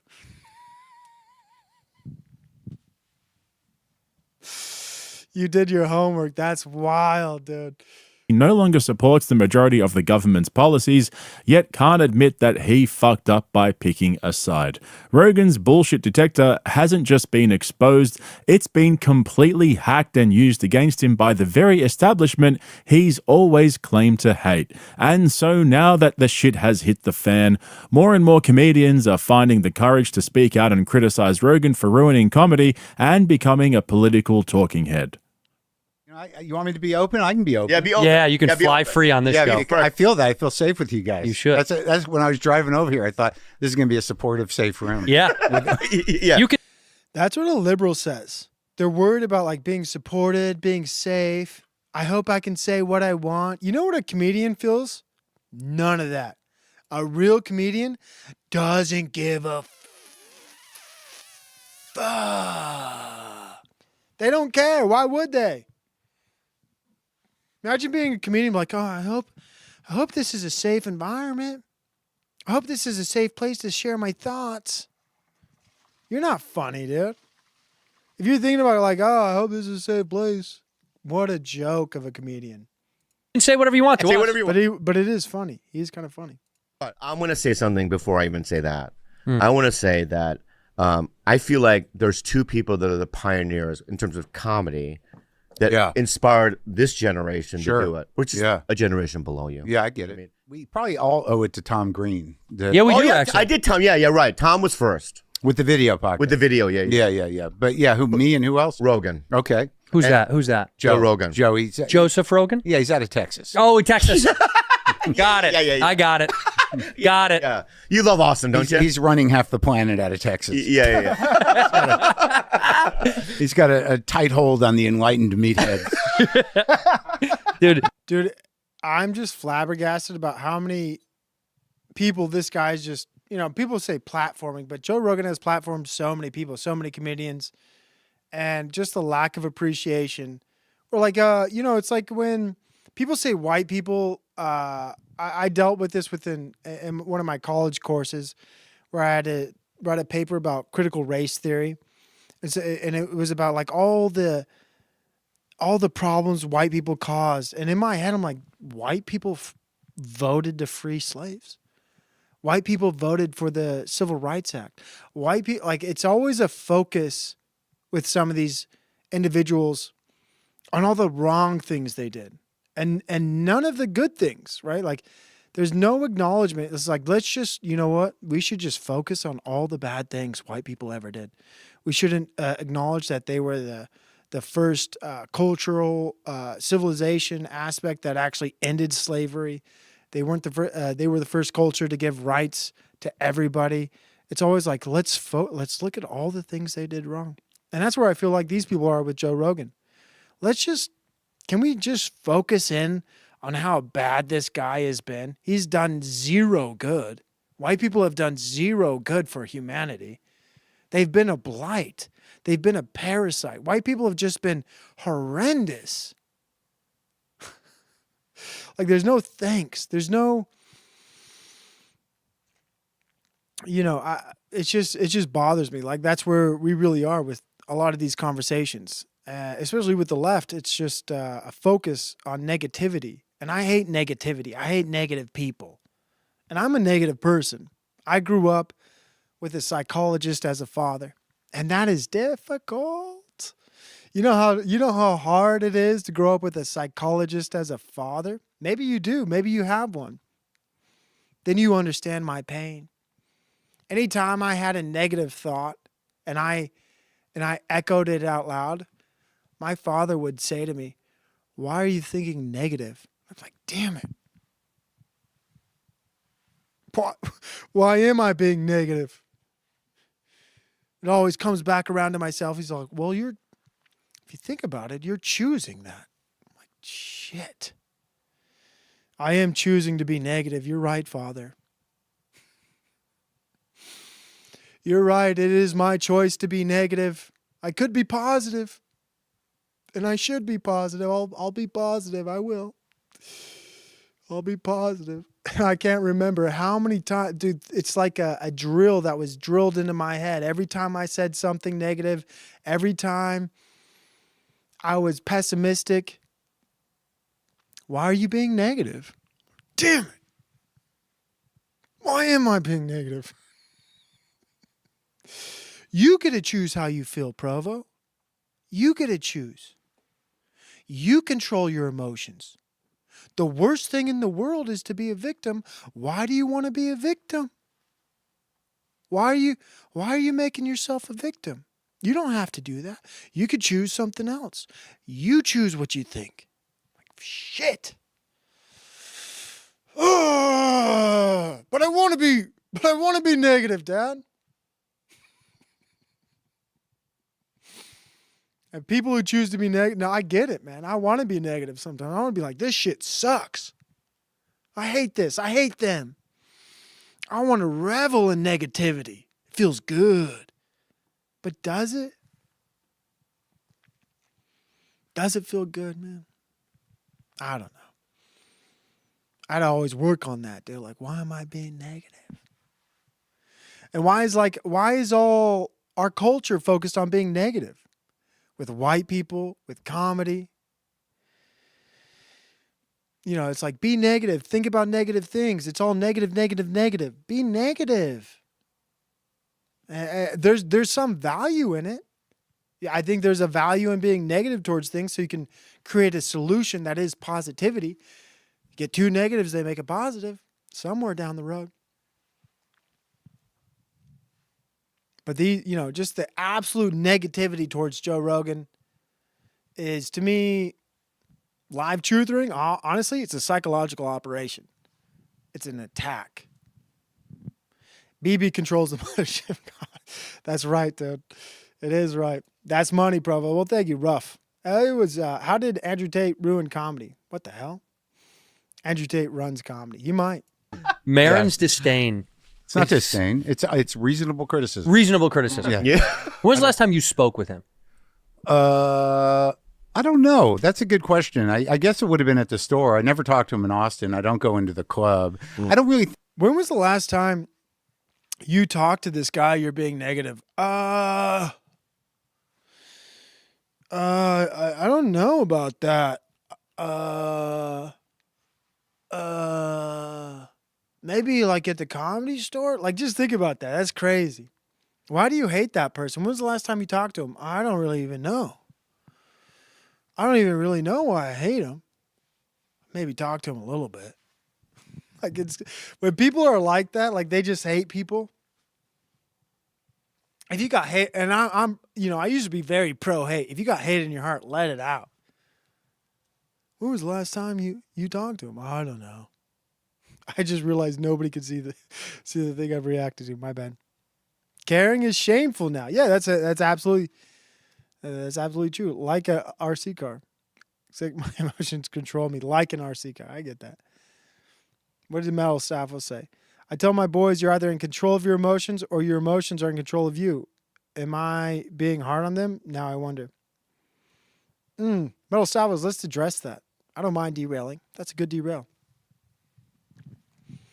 I think you control your emotions.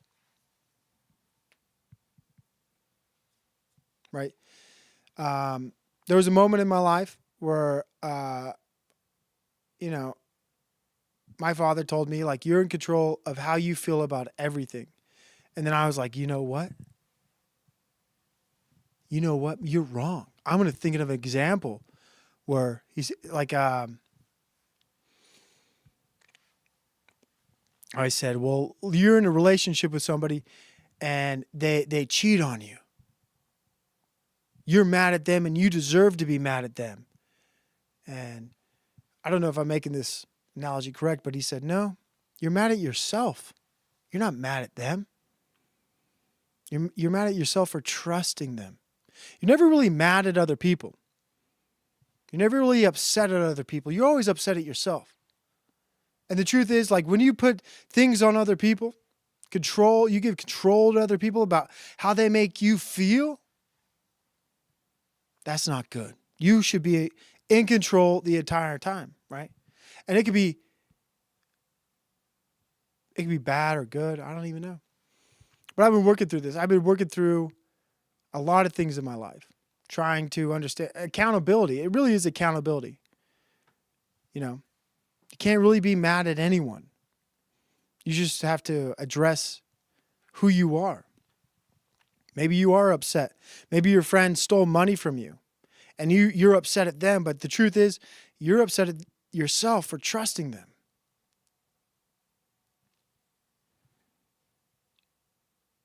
Emotions are interesting. And I think you should teach your children, in my opinion. You could do whatever you want, but they are in control of themselves and they shouldn't relinquish that control to other people. They shouldn't allow the internet to tell them how to feel. They shouldn't allow their friends to control how they feel. They should be raised with an idea that they're in complete control of how they think and how they feel, and they shouldn't relinquish that control. But that's hard to do. Free distinction. Well, distinction is free. That guy has more alt accounts than anybody I know. If he wanted to be in chat, he could be. He is free. He has as many alt accounts as anybody has. So if he wanted to chat, if he wanted to participate, he could. But he's more likely to be antagonistic towards other people in the chat rather than participating in the conversation. But if he wanted to participate in the conversation, he is free. He's free to do that. But if he just wants to antagonize other people, like, what's the point? What's the point in doing that? I mean, that's disrespectful. But I believe in control. I think people should control their emotions. And they shouldn't give their emotions to other people.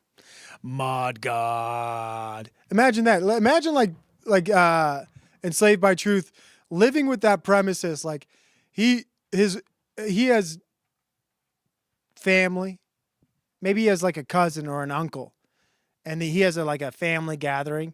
And his cousin or uncle brings somebody over to Enslaved by Truth's house. And this guy's causing a ruckus. He's disrespectful.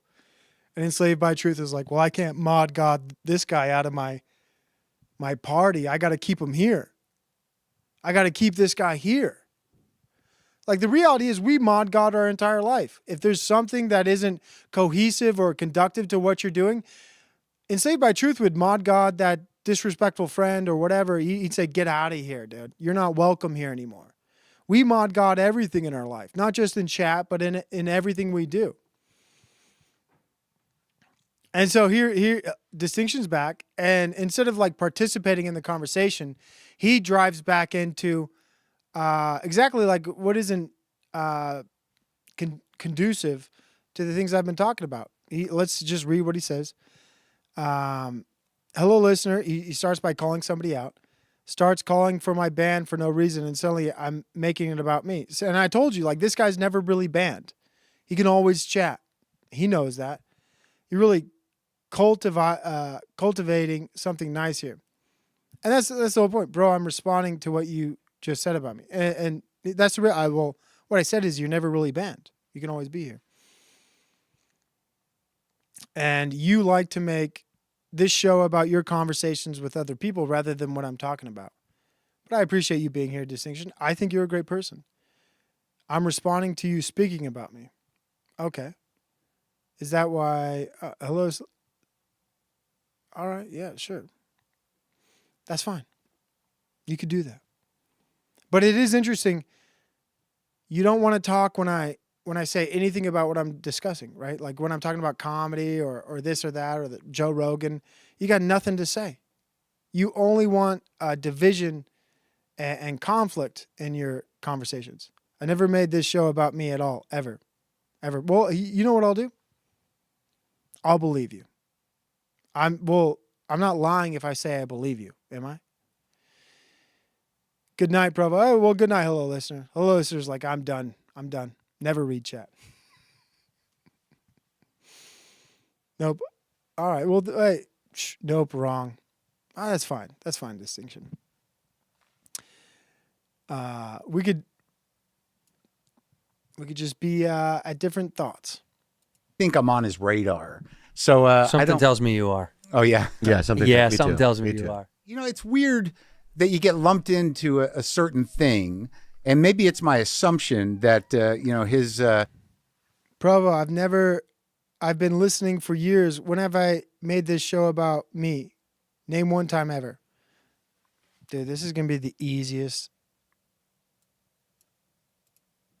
right now. Right now. Never ever reach. Right now, Distinction, it is about you. You shouldn't have said that. His army of healthy fellas. Is that their title? Army of Healthy Fellas is so good. You just got to, got to stay and keep the machine. The machine's got to be good. Yeah. That's a shot at Bert. Go ahead. No, so I don't know the last time I talked to Joe. People for a while were like, why don't you go on Joe's show? And my answer to that is like, why? Why? Why? Right. Well, it doesn't service you. Well, no, I don't need him, and also there's no way for me to what am I going to talk to him about? And there's no way for me to sort of not walk out of there and be like, all right, I guess I'll look at my phone. How long is this going to go on for? Right. But it's like Martin Luther King and Malcolm X made me meeting at one point. Don't you think? Let's go historical with it. Say it again. Malcolm X and Martin Luther King meeting. They met at one point. Yeah. Well, that's right. And pioneers of the civil rights movement. Which one is Malcolm X and which one's Martin Luther King? Martin Luther King.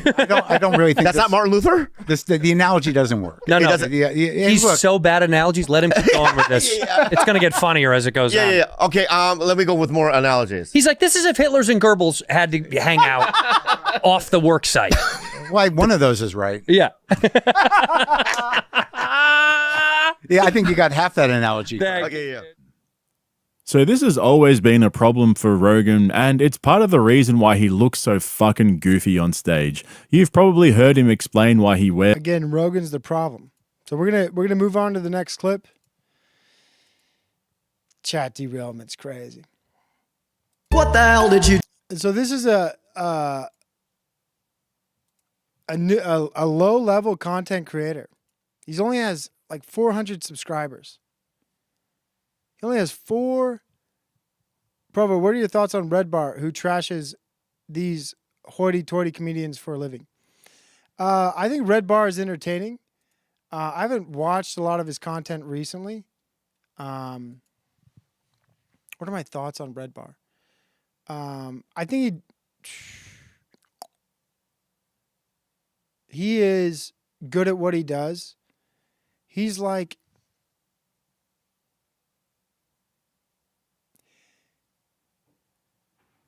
Red Bar is somebody who sees himself as being where the people he wants to take down, right? He should be where they are, but he never developed those skill sets. And his skill sets are in a different area. But people who tear people down for content is in its own content arenas, just, I call it conflict content. Like, so Red Bar and a lot of these content creators, they thrive off negativity. So that's how their shows work, right? So like Distinction or maybe other people like Jeremy or anybody, if you want to get noticed in chat, you say something negative. If you want to get noticed by other people, you say something negative. If you say something positive, you are just a speck in the sand. But if you're negative, you're gonna be stubbing your toe on a rock. And everybody pays attention to negativity. And that's the reality, right? So if you're a negative person or if you make negative comments, it works. And that's one thing I built my show off of and getting attention off of was trying to be provoking or being the Provo kid, which is provoked. Because it works, man. It works. It works to be negative. And Red Bar, that's his whole shtick is if I say these things, people are going to respond to that. People don't like good news. They don't like positive things. They want hate circles. Misery loves company. And that's a whole arena of YouTube. YouTube really does thrive off negativity. Right? That is the bread and butter. It's always conflict, even made by Jim Bob, right? Great content creator. but his content in relation to, like, let's just take evolution, right? So his content is buttressed by the idea that he is going to create conflict content with an atheist, and that's going to drive viewership. So people in general really crave that kind of conflict, and they thrive off of it. And that's not saying Jim Bob's doing anything wrong or Red Bar is doing anything wrong. It's just a natural path for a conflict. It's just a natural path for a content creator to take, because it's going to drive views. It's going to drive interactions. It's going to drive engagement. So like if you are willing to be in conflict with something, you're going to get views. We got Ancient Waves, Modern Graves. He must be done with his speed date with the Thorpes. And I guess that's how he feels after that. He feels RAPE. That's crazy. He's like, after that Thorpe, like Ben Thorpe must have really done a nice ear beating on him. But the reality is, like, YouTube thrives off of conflict. And a lot of people don't get that. But you look around, most of the content creators you watch, let me know anybody who makes content where it's not focused on conflict. Conflict of ideas, conflict of personalities, conflict of emotions. It's all conflict. 100%. Red Bar has been doing his radio show for 20 years. It doesn't mean that what I'm saying is wrong, right? Even the news understands it. If it bleeds, it leads, baby. If there's a crime in your streets or in your neighborhood, what are people going to click? They're going to they're looking through their feed or they're watching the news channel. What are they going to stop on? They're going to stop on the conflict. That's just how it is, right? And YouTube creators understand that, and if some of them do it intentionally, some of them might not. But I know that, and I started like what I was doing with YouTube with that, but I realized it didn't make me feel good. It didn't make me feel good to be in conflict with other people. So I was like, I'll just make my show about me. You mentioned making content about conflict, and then what? Yeah.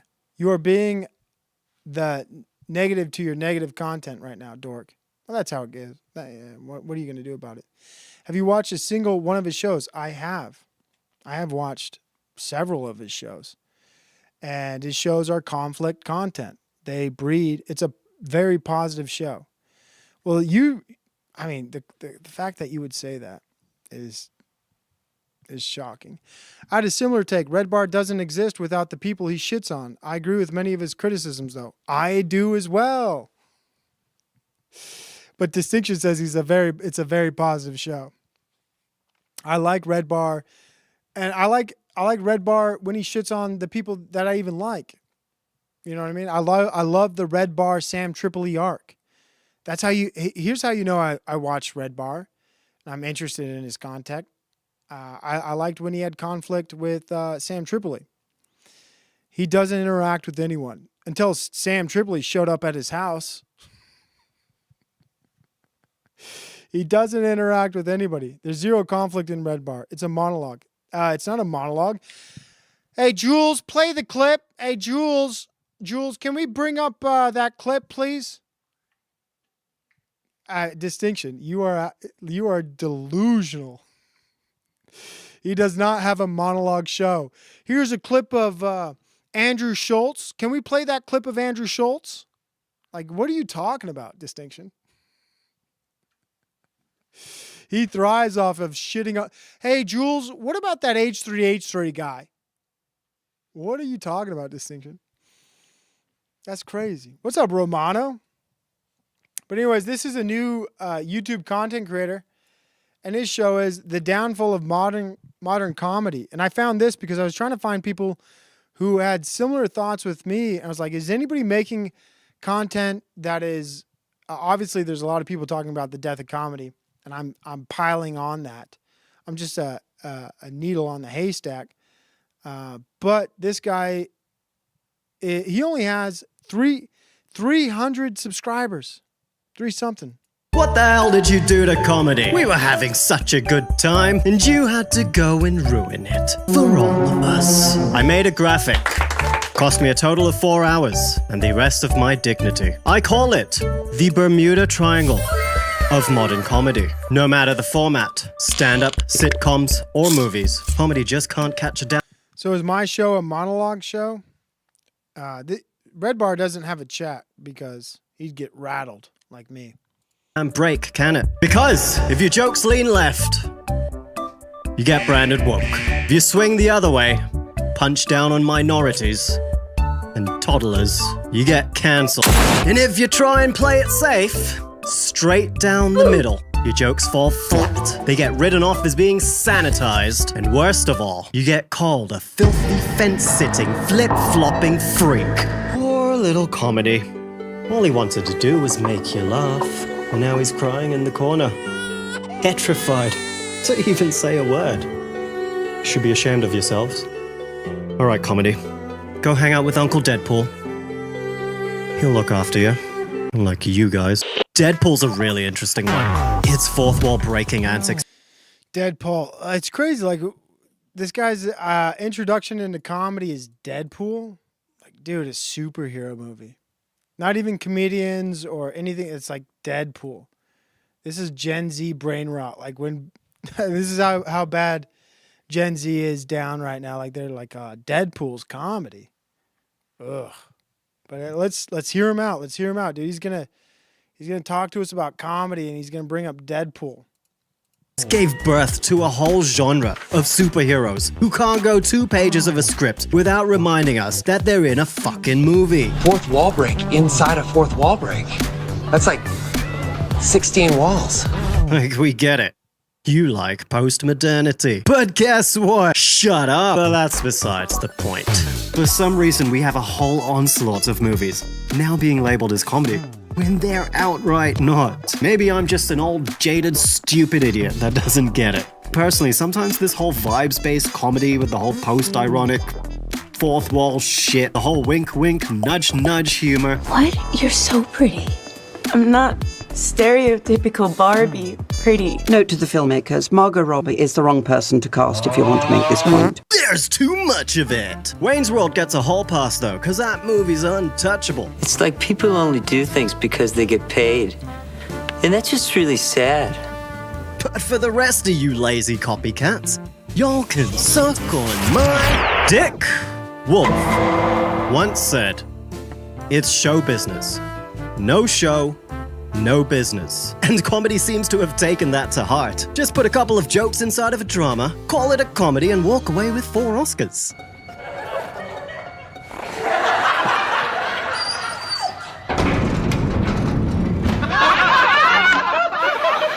All of this genre blending does make me wonder though, are we seeing comedy hide in other genres because it protects the jokes from backlash? To prove our hypothesis, we need actual statistics. But I couldn't find any, so let's move on. Before the algorithm entered This guy's content is too high level for his he's got 305 subscribers. Like, how does this guy do it? I would never make YouTube videos if like that. Rage bait always wins. Let's just jump there. And this is to my point about conflict content, okay? Hey! Did you get it right? Whoa, whoa, whoa, whoa, whoa, whoa, whoa, whoa, whoa!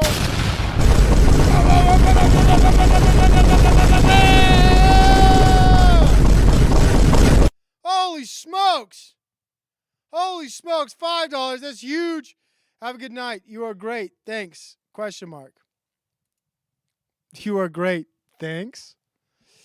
Thank you for that huge donation, Marilyn. That's very kind of you. Good night. God bless. See you next time. Thank you. That's very kind of you. Thank you. Thank you. Thank you. Thank you. Well done. Proud of you. So the algorithm loves strong polarizing takes, right? No surprise. And creators know this. Doesn't matter if they actually believe it or they're just farming clicks. Works either way. Once again, you did all right down the middle. Might help you sleep better at night, but good luck getting the algorithm to notice you. Just get ignored. Like a middle child. Naturally, this has pushed the internet to a sort of ideological swamp. But in that smelly, festering stew, you've got a big-ass iceberg floating in the middle. Zoom right into the political layer. You've got it all. Let's be honest, it's much easier to break all this down into left and right, though. Because the algorithms have trained us. And anything beyond binary thinking leads to... Oh, my head hurts. This is my point from the very beginning, right? Laughter's dead. It's not, it's people are, like I said, entrenched in their political views and how they feel and how they think. So what's comedy got to do? They got to pick a side. And comedy should never pick a side. And that's the problem. The algorithm didn't just fragment comedy. It turned the whole thing into a battlefield. And guess what? Comedy's losing. Historically, left-leaning comics had the advantage. The underdogs, punching up at establishments, war, oppression, inequality. But today, and it's funny how the pendulum swings, the right is now perceived to be the rebellious voice. And now... Hold on. It's weird, like all these leftists, they're like mad. Let me see. So the right would punch down towards individuals, displaced peoples, indigenous peoples. Like, dude, could you just come out as a Kamala voter? Like polar bears, people who own less than one Hummer, people who love Wally. Oh my gosh. What's BIPOC mean?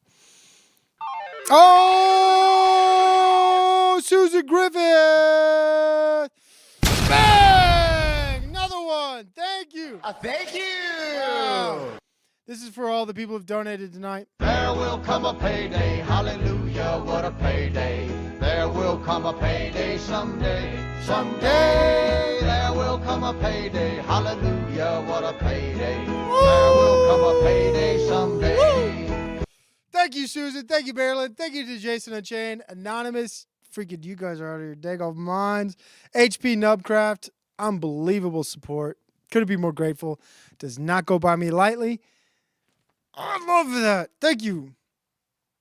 Thank you. I'm so. What does BIPOC mean? Dang, you guys are very kind. Thank you. Woo.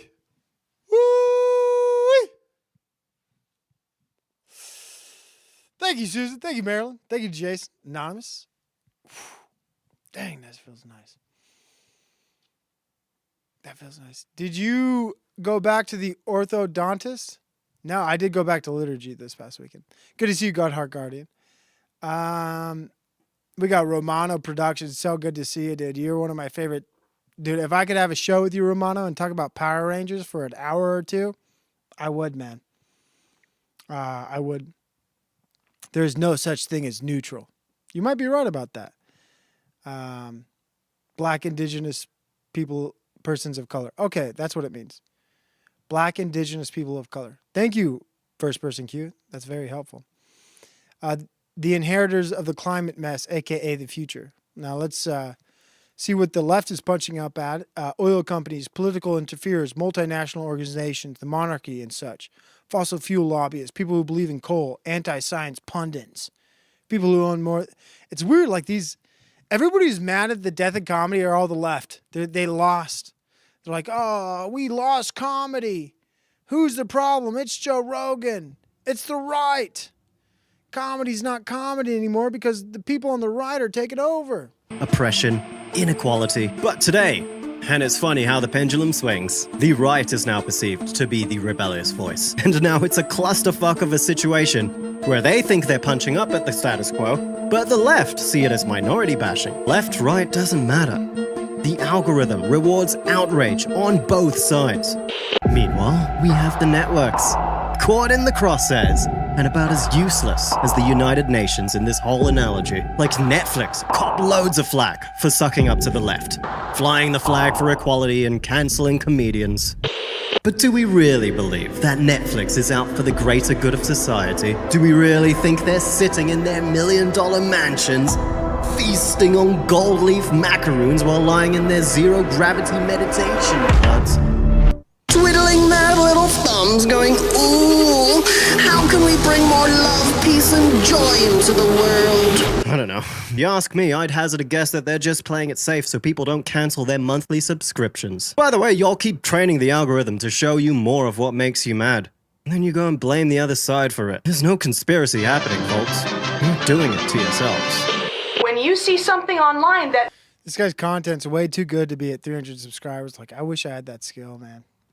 makes you mad, stop. Remember that the person who posted the content is going to profit from any kind of engagement that you give them. It feels like this whole algorithmic stuff has kind of split comedy into factions. So instead of one big homogenized... This guy's ridiculous. He is, man. But hey, point made. Let's move on. Is comedy dead? And this is another high level video. So we're going highbrow here. Is comedy dead? Woke was a disaster for comedy. The decline of stand-up and the rise of online. And I was going to say this as well. This is one of my talking points. Podcasts are dying, and I've been right about that. I think for the past. That's why I stopped making podcasts, stopped posting on Spotify and things like that. Because what people want is they want live. Essentially boils down to interaction, like Distinction, Jeremy, Peter. They want to interact. Chat wants to interact. People want to be a part of the show. And there's a way to do that. But that is really the future. The future is live streaming. There's no way of getting around it. Podcasts are dinosaurs, right? Podcasts are really just the way of the dodo. The future is live streaming, 100%. There's no way of getting around that. So if you want to be a content creator, like people are posting videos. Videos are fine. There's going to be an arena for people who make videos like this or the one we just watched where people consume that content. But in general, the brain rot and the ADHD and the short form attention people have, they want what's happening right now. And there's no way of escaping that. What's up, Rip? And a lot of people can't see that coming. But if you were like a stand-up comedian or if you're a content creator and you make videos and you're not going live, if you're not being present in front of your audience, you're losing. That is the losing battle. There's no way around it. In the future, and that was true during cable, right? The best shows were always live. Coming from you live from Florida, WWE. Like if it was a live event like the Super Bowl live, anything live is always going to win.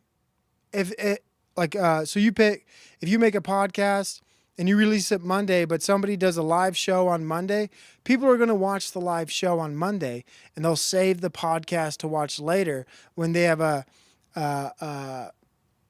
deficit of content to consume, right? So the winners of content creation are always the people who are live. And it used to be the people who post. You got to post every day.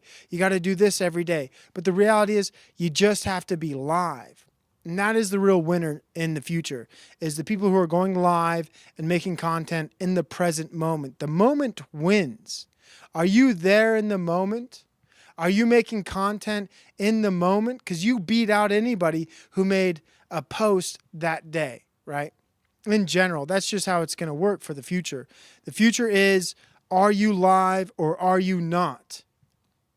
Nobody's going back watching old stale content. You need a very fresh stream. There's no way around that. There is no way around freshness. People demand it. They crave it. They crave it so much, they go on TikTok, they go on their feeds, and they just scroll. Where's a fresh video? Where's a fresh video? I've seen that. And I've realized this. That's why I gave up podcasting. Like, this is the future. You have to be live. You have to be good at being live. And we got Steven, Icon, David! One of my favorite people. But it's so true. People don't see it. Like, if you're a comedian, I didn't add one of these videos to my playlist, but it was a comedian who was talking about comedy, and I was like, I got too many links. But I looked at his YouTube channel, and he had no live videos. And I don't know how you're a comedian and you're not going live. Like, that should be, people are going to start waking up to it. Comedians are going to start making live streams. Podcast, they're just going to be like, let's do it live. And Joe Rogan was right. He used to do live streams. Not anymore. It's too hard to moderate the chat. Too many problems with the facts of going live with somebody. Somebody might say something wrong. That's what people crave. They want a mistake. People want to see you fall. They want to see a conversation with Joe Rogan and somebody else where somebody slips up. But now all that is edited. And, live is a consequence. And they're going to limit people who can go live, I think, in the future. It's going to be a limited assortment of people, and that's already happening. Like, if you make a YouTube channel, in order to go live, you need 50 subscribers, this or that. They're going to regulate it. And then there's going to be more events. This has already happened in the past, where, like, people film acts of atrocities, and they do it live. And so then platforms like YouTube or Rumble or Kick, they're going to limit people's ability to go live. That's just the reality. Like, live is the king, and they're going to ask for ID, ask for subscribers to ensure that not anybody can just go live and film something that could be a terrible thing. But that is the future. If you don't understand, like, being a live content creator is what's going to dominate the world. Unilaterally? Is that the word? By the way, Pro, thanks again for the compliment as well, bro. Hey, of course, Romano. I think you're a legend, and I grew up with Power Rangers. I love them. I'd love to have a conversation with you.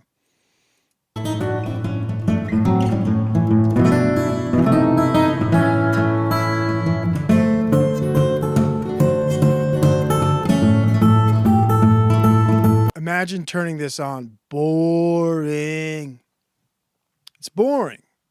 The music, the introduction, like, people need boom, boom, boom, boom, boom. They need it fast. They need it quick. That you think Gen Zers are going to sit in that audience? Oh, I mean, there's a few of them who are going to be patient, not on their phones, active listeners. No, dude. What you're witnessing is like it's the end. Some people can do it. Some people can sit in an audience and deal with this boring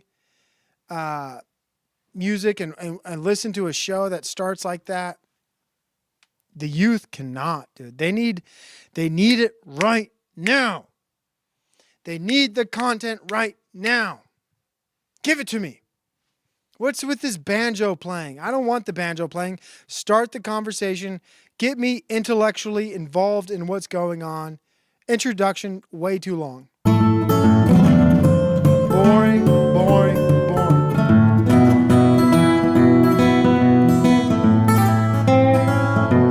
Dude, this is content death. Content death. This banjo introduction, 22 seconds long.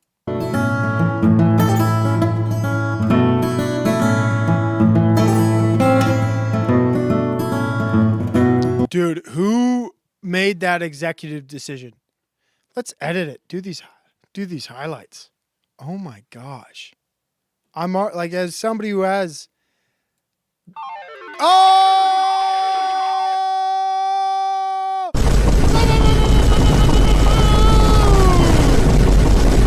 freaking kidding me? Metal Stavas. Out of your dang on mind, dude. That's huge. $5. Not even saying a word. He's just like, here's money in the tip jar, dude. Dang it, dude. Thank you, dude. Very kind of you. That's what I'm talking about. That's what I'm talking about, Metal Staffos. Freaking nice of you, man. dang, dude. Well, I'm going to revel in that. I'm going to revel in that kindness. Let me revel a minute. That's very nice of you. Metal Staffa. Susan Griffith, Maryland, Detention Unchained. What was it? HP Nubcraft, Anonymous. Out of your minds. Let's see how long this banjo plays. Boring. Simon Evans is a comedian, writer, and commentator. He's been performing stand-up for about 25 years now. A familiar face on television, Not Going Out, Live at the Apollo, Stand Up for the Week, and so on. He also had his Radio 4 series, Simon Evans Goes to Market. He presents for GB News, he writes a column for Spite, and can be seen on all manner of current affairs show. His CV, whereas he is there, his CV is nothing short of amazing. He was, for example, part of the comedians team on University Challenge. He also managed to get himself disqualified from the Krypton Factor. That might be the first question, I think. His latest show, or the one he's just finished, is called Have We Met? And it's just finished touring. This is so dry and boring. I apologize to my audience, but we got to put ourselves in these people's shoes. You gotta wait for it. You gotta wait for the content. You just gotta suffer. Ladies and gentlemen, let's meet him. Please welcome Simon Evans.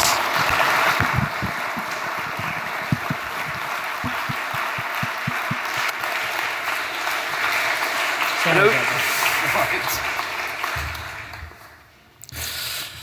Pick a glass, any glass. I've got to start with this. Rod Liddell described you as a right-wing comedian.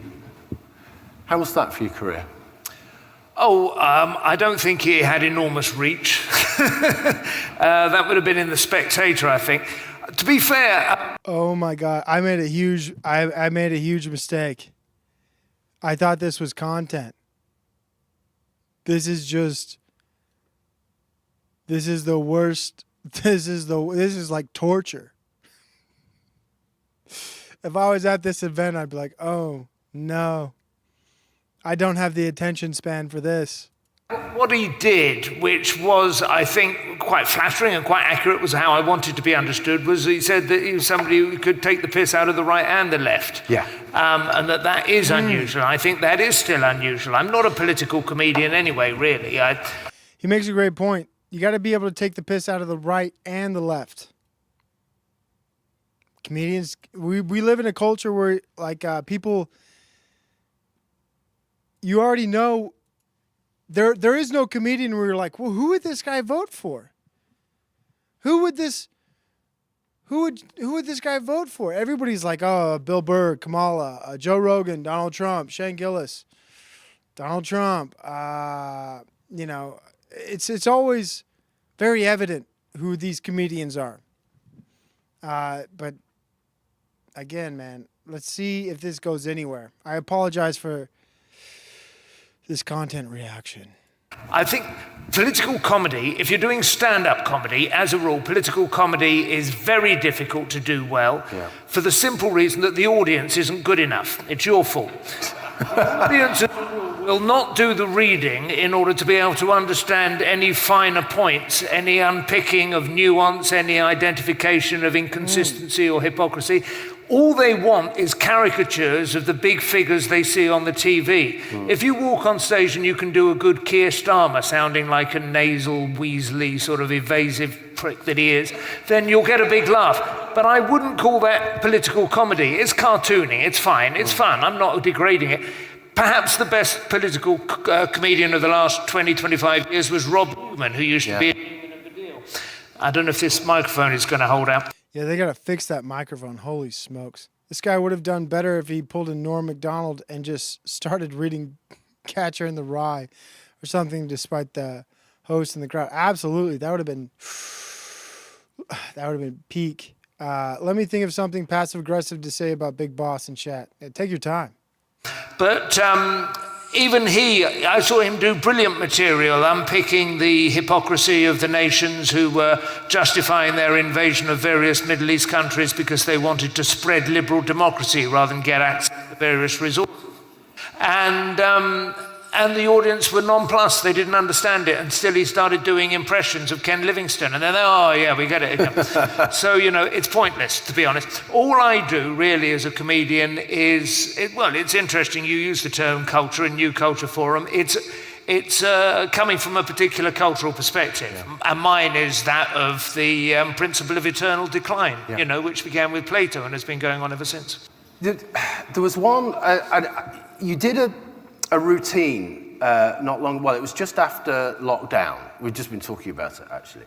And it was an extraordinary routine that for me captured people of a certain age where we were after that moment of lockdown. You can't see it, but let me change my camera angle. The empty seats.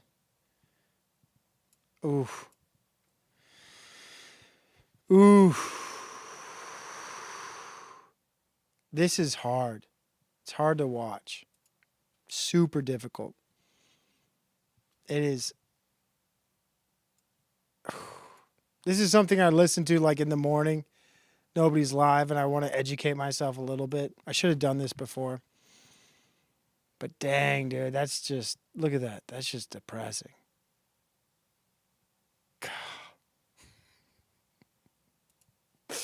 I got to move on. I'm almost at 11 o'clock. I got to get through the rest of my content. Sorry that was lackluster. All right.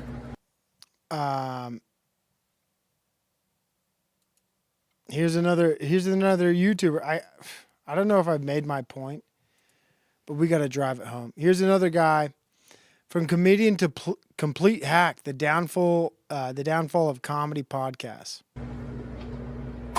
I have always been a very big fan of comedy, from Joe Rogan's early episodes to Bad Friends to Flagrant 2 when they were still in the old studio. I really loved comedy. Now it doesn't feel like there's anything comedic about any of the shows that I used to watch now. I have been watching Flagrant for a while, since before they moved into the new studio. The name of the fucking podcast is literally Flagrant. And so they would say some pretty wild shit. I don't want the world to fuck my daughter, but I have to accept that the world is allowed to fuck her when she turns 18. Mm-hmm. Okay. I have to accept that. It's not my pussy no more. At 18, that's my daughter's pussy. It's not my pussy. It's my pussy until she's 18, bro. Oh my God. What? Yo, hold up. But as most, comedians think fucking Tom Segura and Bert Kreischer, as they grow and get bigger, their ethics seem to kind of... Dude, imagine me making this kind of video. Holy smokes. Holy smokes. Hey, guys. I want to share my thoughts on podcasts. I'm going to stand here what is this guy wearing? It looks like a Bill Gates sweater. I got a Bill Gates sweater on. And I want to share my thoughts about comedy. I'm really upset about comedy right now. These podcasts are not delivering. They're not funny anymore. Comedy's dead. Everything's too political. Nobody's funny anymore. Everyone's just making it about illegal immigrants, medical care, Ukraine, Jews. I just want comedy. I'm upset. I'm really upset right now. I want comedy to come back, dude. I want these people I used to like, I still kind of like. I want them to be funny again. But everyone's just so political. And I find myself in that trap, dude. Like, what do you do, man? This guy's trying very hard. He's got the septum piercing. He's got a cool background. This guy's trying so hard. Shift. They seem to be more interested in the actual money generated by the podcast versus the ethics that got them to this point. Case in point, the interview with Donald Trump, with Schultz kind of coming out and, you know, having that weird rant talking about how we didn't really contribute to his power, to him getting elected. But at that same point, if we're so powerful, why would you want to ostracize us and push us out when we have the power to maybe elect the people that you want? What's up, everybody? Apparently, we ruined America. You know, Nice. We were trying to hold the person in power, President Trump, accountable for not fulfilling some of his promises. And that was foolish, man. If you actually care about what's happening in the country, maybe you would want to talk to some different people, and maybe you would hope to build a coalition and move some votes back over to the Democrats if you think that they have a better idea for America. But obviously, that's not what you want. But God forbid we shine a light on the people who... You know what I'm getting a lot of? You talked to him, you platformed him as if he was at 0%. And then we talked to him and then he won the election. That's lame as fuck. You had the most powerful man in the world at the time. And God, this guy's so... All these... Basically what I'm realizing as I go through this, as I've shared all this content with everybody tonight, everybody who's mad about the death of comedy is a leftist. They're all left-leaning people. Like, if you want to, I guess this boils down to the point that if you think comedy's dying, if you think it's in some kind of retrograde Mercury bullshit, you are a leftist. There's no way around it. There's no right-wing conservative person saying comedy's dead. It's all people who lost. People who are losing the culture war. Like, oh, that stuff's not funny anymore. I'm not in power. This isn't funny anymore. And it's weird because I didn't know this when I curated all the content I was sharing tonight. We got YouTube royalty. Great content creator Abe Dinkus here. Shout out Abe Dinkus. Shout out Abe Dinkus. But I had no idea when I was curating the content tonight, like it was kind of like, what would my final thoughts be as I go through all of these videos? And as I go through all of them, every video I've shared is ultimately somebody on the left side of the political spectrum complaining and whining and whinging and be like, oh, comedy's not funny anymore. I never, like when I thought about this idea for this show and was creating it in my head, I didn't know this would be the outcome. I didn't know the outcome would be me just looking at people on the left having a panic attack about how stuff isn't funny anymore and comedy is not relevant, and like they're complaining. They're all just complainers. Like, oh, I had no idea. Of course, I should have known by this guy's video with the nose piercing. He obviously is a Kamala voter. Right? These guys were funny until I found out their political beliefs. And I want to get back to the point in society where people just don't talk about these things. Right? But that's not possible. You can't just have a conversation with people. We got Sweet Orange Productions in the house. They say, comedy is alive, but those who understand have rotten brains. Yeah, that's right. But people are just mad they lost. It's a culture war L. So, like, I guess this will happen in the future when the left takes back over the cultural paradigm and they're in charge, and people on the right will be saying, I can't say retard and faggot anymore. Give me back my words. But now people on the right are saying retard, faggot, whatever they want. They're winning. They're calling people gay. You're gay. We're winning. Of course it's funny to call someone a retard. It was always funny to call your heterosexual friend a faggot. It always was. Like, hey, dude, give me that French fry. No. Why are you being a faggot? Just give me a French fry. That was always funny. It's always in good humor, good taste. But now the left is losing. So because the left is losing, comedy's dead. Comedy's dying. I didn't know. It's like I'm an archaeologist. I'm a paleontologist. I'm digging up this idea that I've been working with everybody all night. And I had no idea the idea I was digging up was that the people who are saying comedy's dead are just on the left. Plain and simple. There's no way around it. The only people saying comedy is dead are the people on the left. And that's why the title of the show is Laughter is Dead. Comedy didn't die. You just stopped laughing. Okay? You just stopped laughing. Your laughter died. Comedy is still alive. It's thriving. It's better maybe than it's ever been before, but you just don't want to laugh anymore. You don't want to laugh. You don't want to have fun. You're upset. You're whinging. Oh, you made a joke.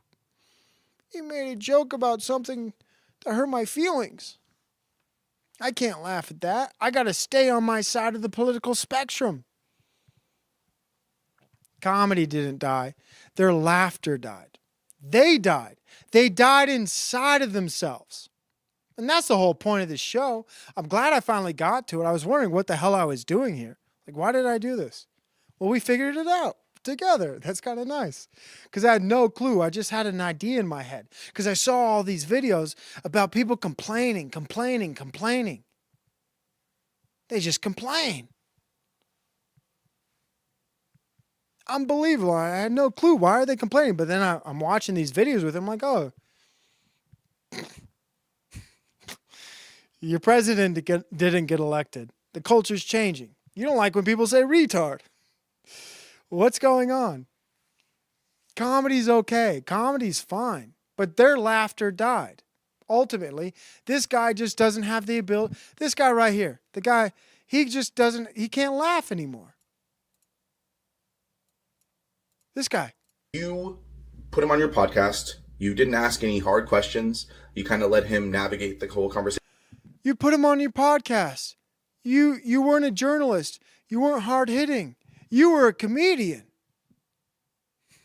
Dude, he's a comedian.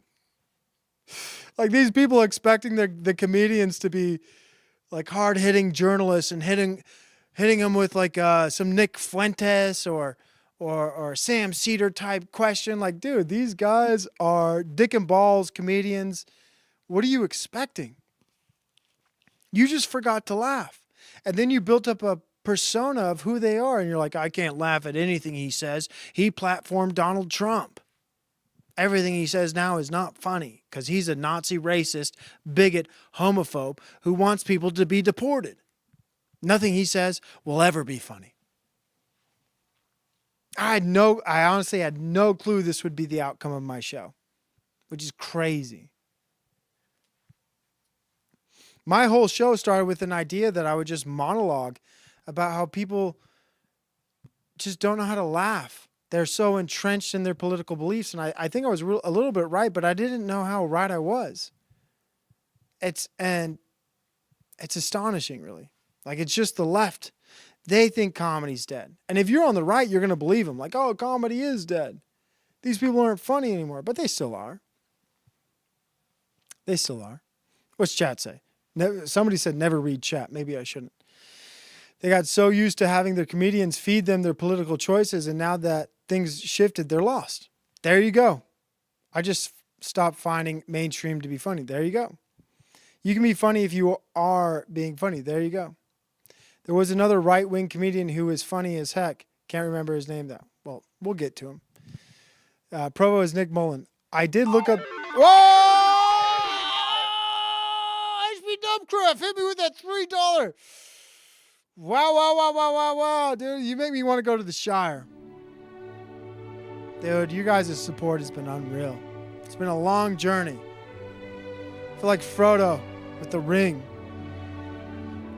And I've learned a lot, and I've grown a lot.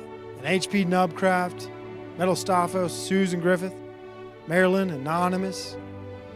You guys have been my fellowship throughout all this, and in the chat as well. Thank you so much. It's very kind of you. I'm honored. You have my sword. You have my bow. You have my shield. Thank you. Thank you so much. I will honor you with your donations. Very generous, very kind. Thank you so much. I'm always surprised that you guys don't need to do that. I'm honored. I really am. You didn't do any research. You didn't do really anything other than just kind of let him do his, his little spiel. And now it just feels like everybody is just kind of a shill. Flagrant will have... Everyone's a shill. You have my dono. Thank you. These comedians are just shills. Imagine that, dude. People who just were making jokes now are talking to the president, and you want them to be like, what's your view about Palestine, President? Donald Trump on their podcast and not ask him any flagrant questions. Joe Rogan will have a conspiracy theorist on and won't challenge him at all. Bad Friends will have, well, honestly, Bad Friends is doing fine. I was told that moving to Austin and the connections with Joe Rogan would help build this comedy scene back to what it used to be, back to the glory days, back to the golden era. Now it just feels like it's just a bunch of dog shit and like... Comedy's dog shit, guys. Ad placements. It feels like the only reason the guests are put on is not because they're interesting, but because they are big names. I thought this was supposed to be a comedy podcast. This isn't Club Shay Shay. This isn't celebrities having conversations with celebrities. Well, at least it's not what it's supposed to be. But now that's obviously what all of them have turned into. Dude, so bothered. So bothered. I'm almost to the end of the content journey, folks. I got, which ones do I have? The rest, I'm at 11. I'm over time. And some of these last videos don't really work. Dang, dude. I'm freaking honored tonight by everyone's support. I really am. How many people are watching me, by the way? 30. That's amazing. That's amazing. I had no clue. I hide my viewers because I get insecure. Like if I'm talking about something and I see viewership drop, I'm like, oh, I shouldn't talk about that. I shouldn't say that. So I hide my viewers. So I don't know who's how many people are watching me or whatever. I'm like, oh, I said this thing and then 3 people left. So, oh no, I shouldn't keep that train of thought. I better talk about what people want. So I hide my viewers so I can have a normal show. I don't like to know how many people are watching me at all. But I think I might end the show. Do I end it right now? I should end on a short little monologue.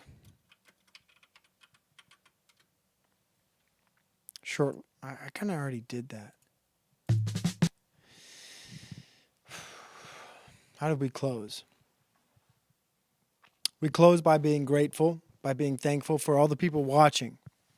Mela Forda, Susan Griffith, Smith, Romano, Meatball, Big Boss, HP Nugcraft, First Person Q, Big Boss, everybody else.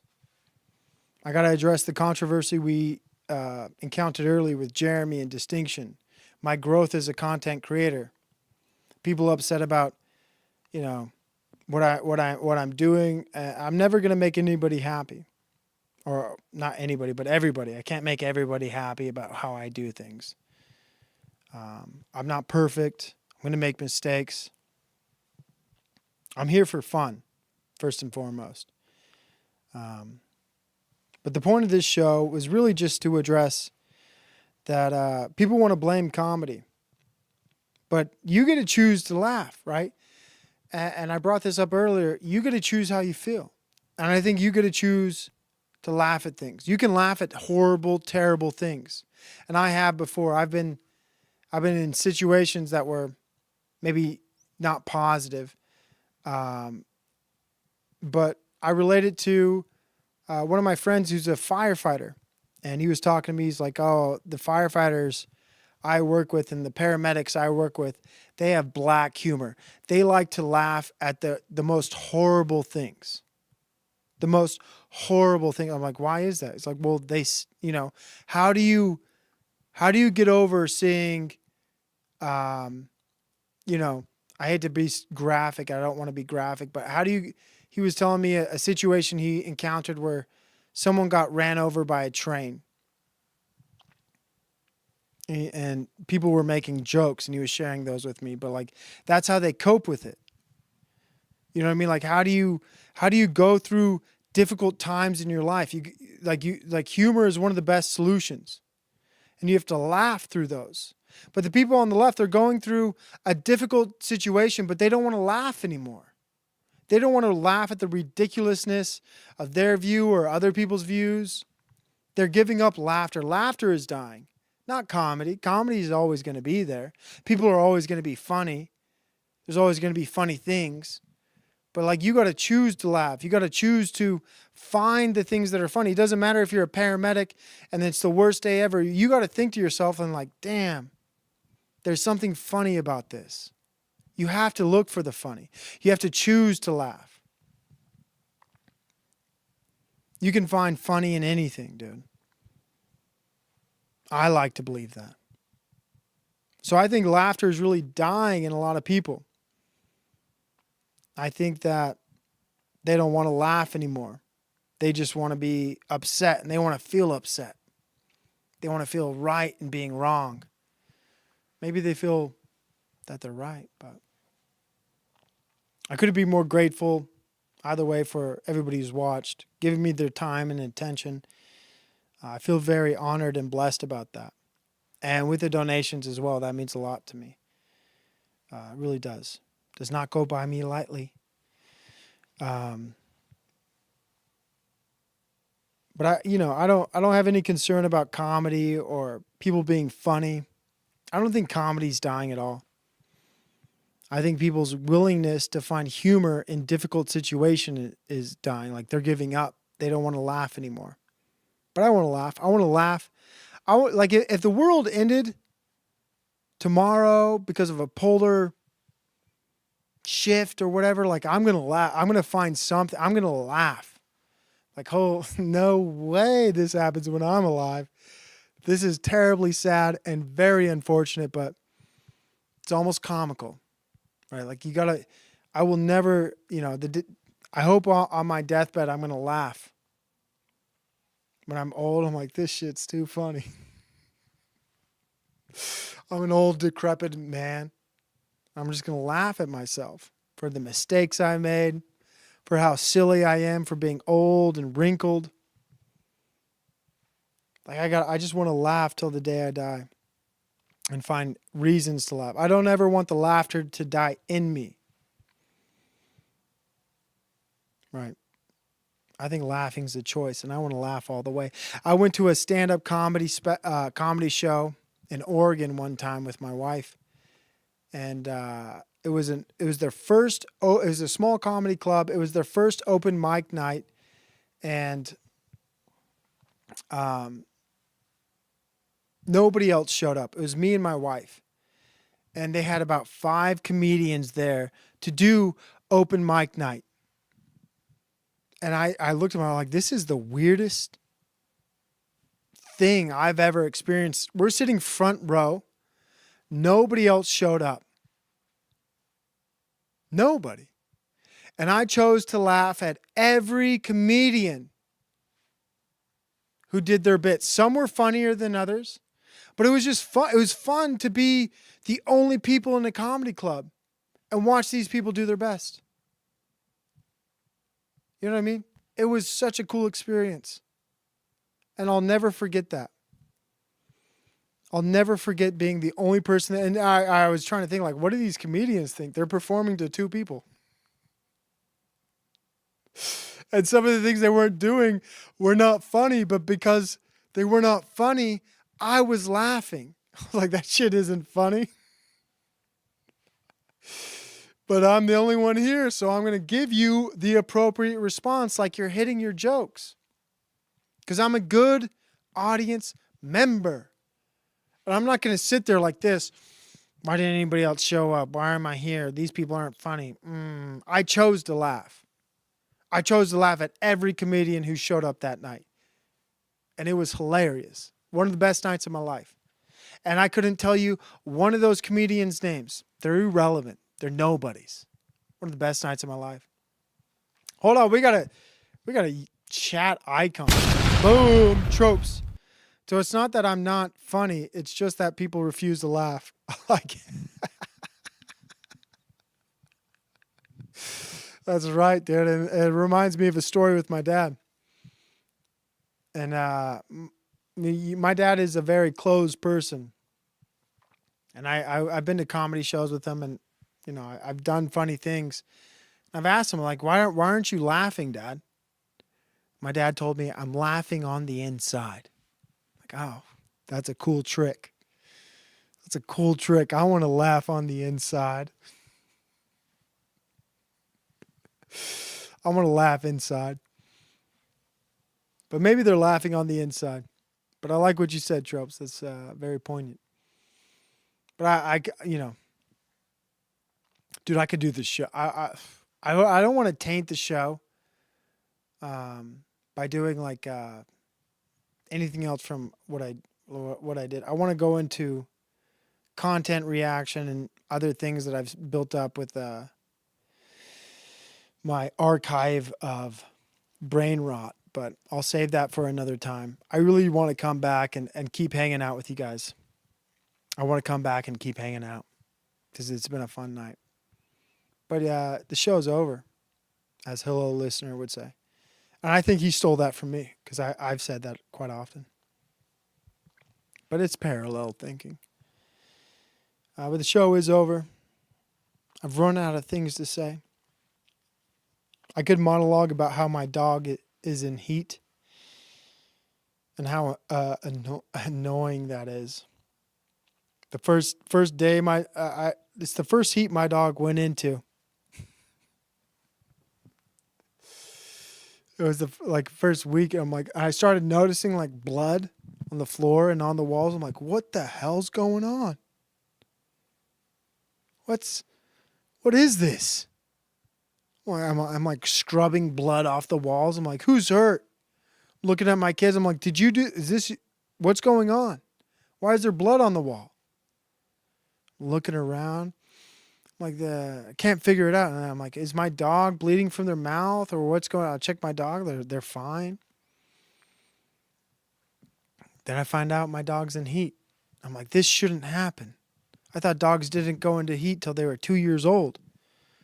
I check it out. I was like, they can go into heat as early as 6 months. Like, shit. Then I got to buy diapers and my dog's bleeding everywhere. And I thought about this. Like, women are so emotional sometimes when they're on their period. Is my dog emotional?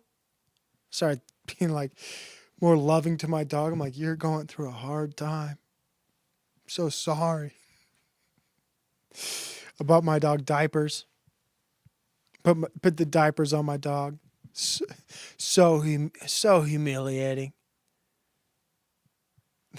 Like, dog has no clue what's going on. I'm like, you're wearing those diapers.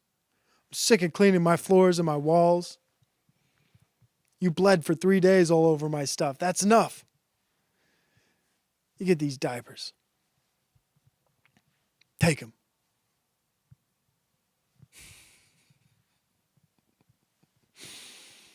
And I'm just thinking about my dog. Like, she's probably sad about stuff that I don't even know about. Probably emotional. I got an emotional dog right now. I got to be very nice to it. Like, you're such a good dog. I do. If you don't know about this, it's called. I'm forgetting the technical term. What is the technical term? I wish I could remember it.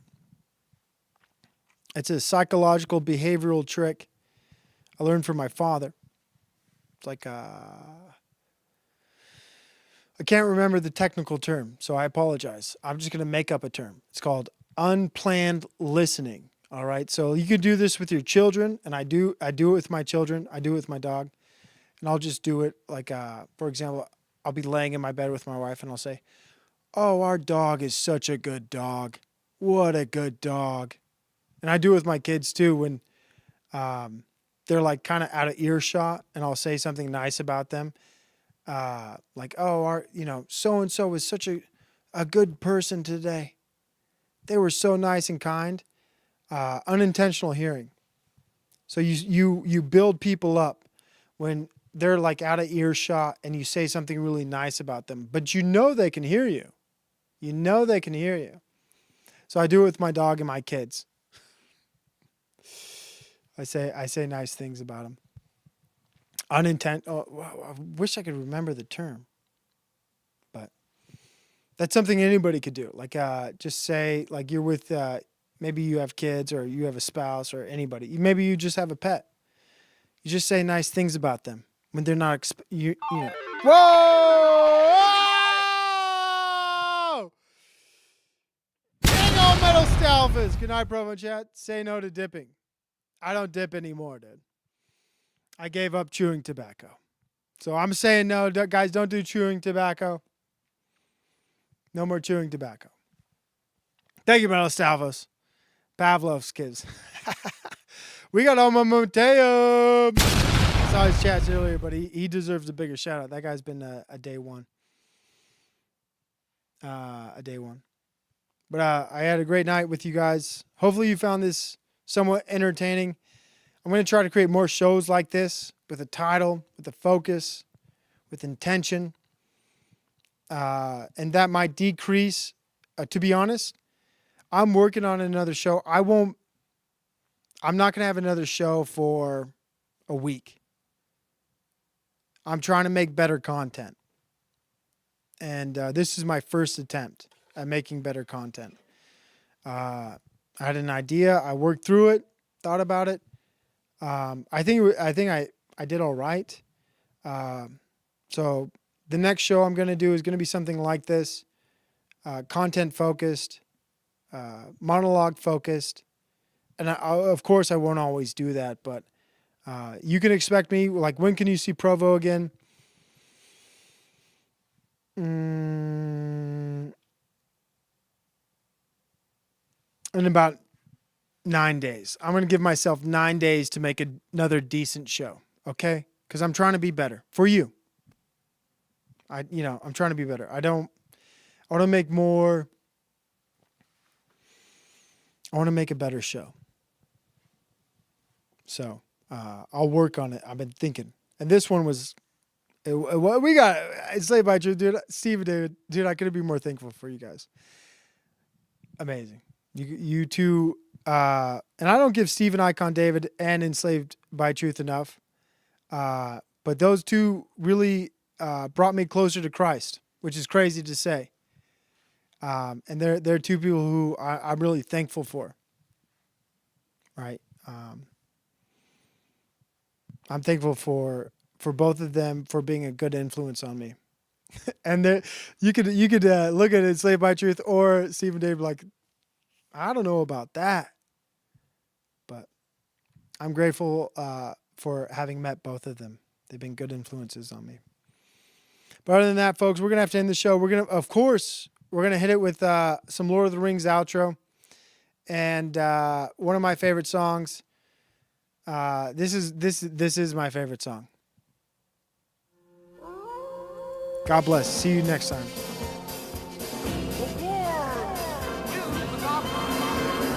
15 birds in 5 fir trees. Their feathers were fanned in a fiery breeze. But funny little birds, they had no wings. Oh, what shall we do with the funny little things? Oh, what shall we do?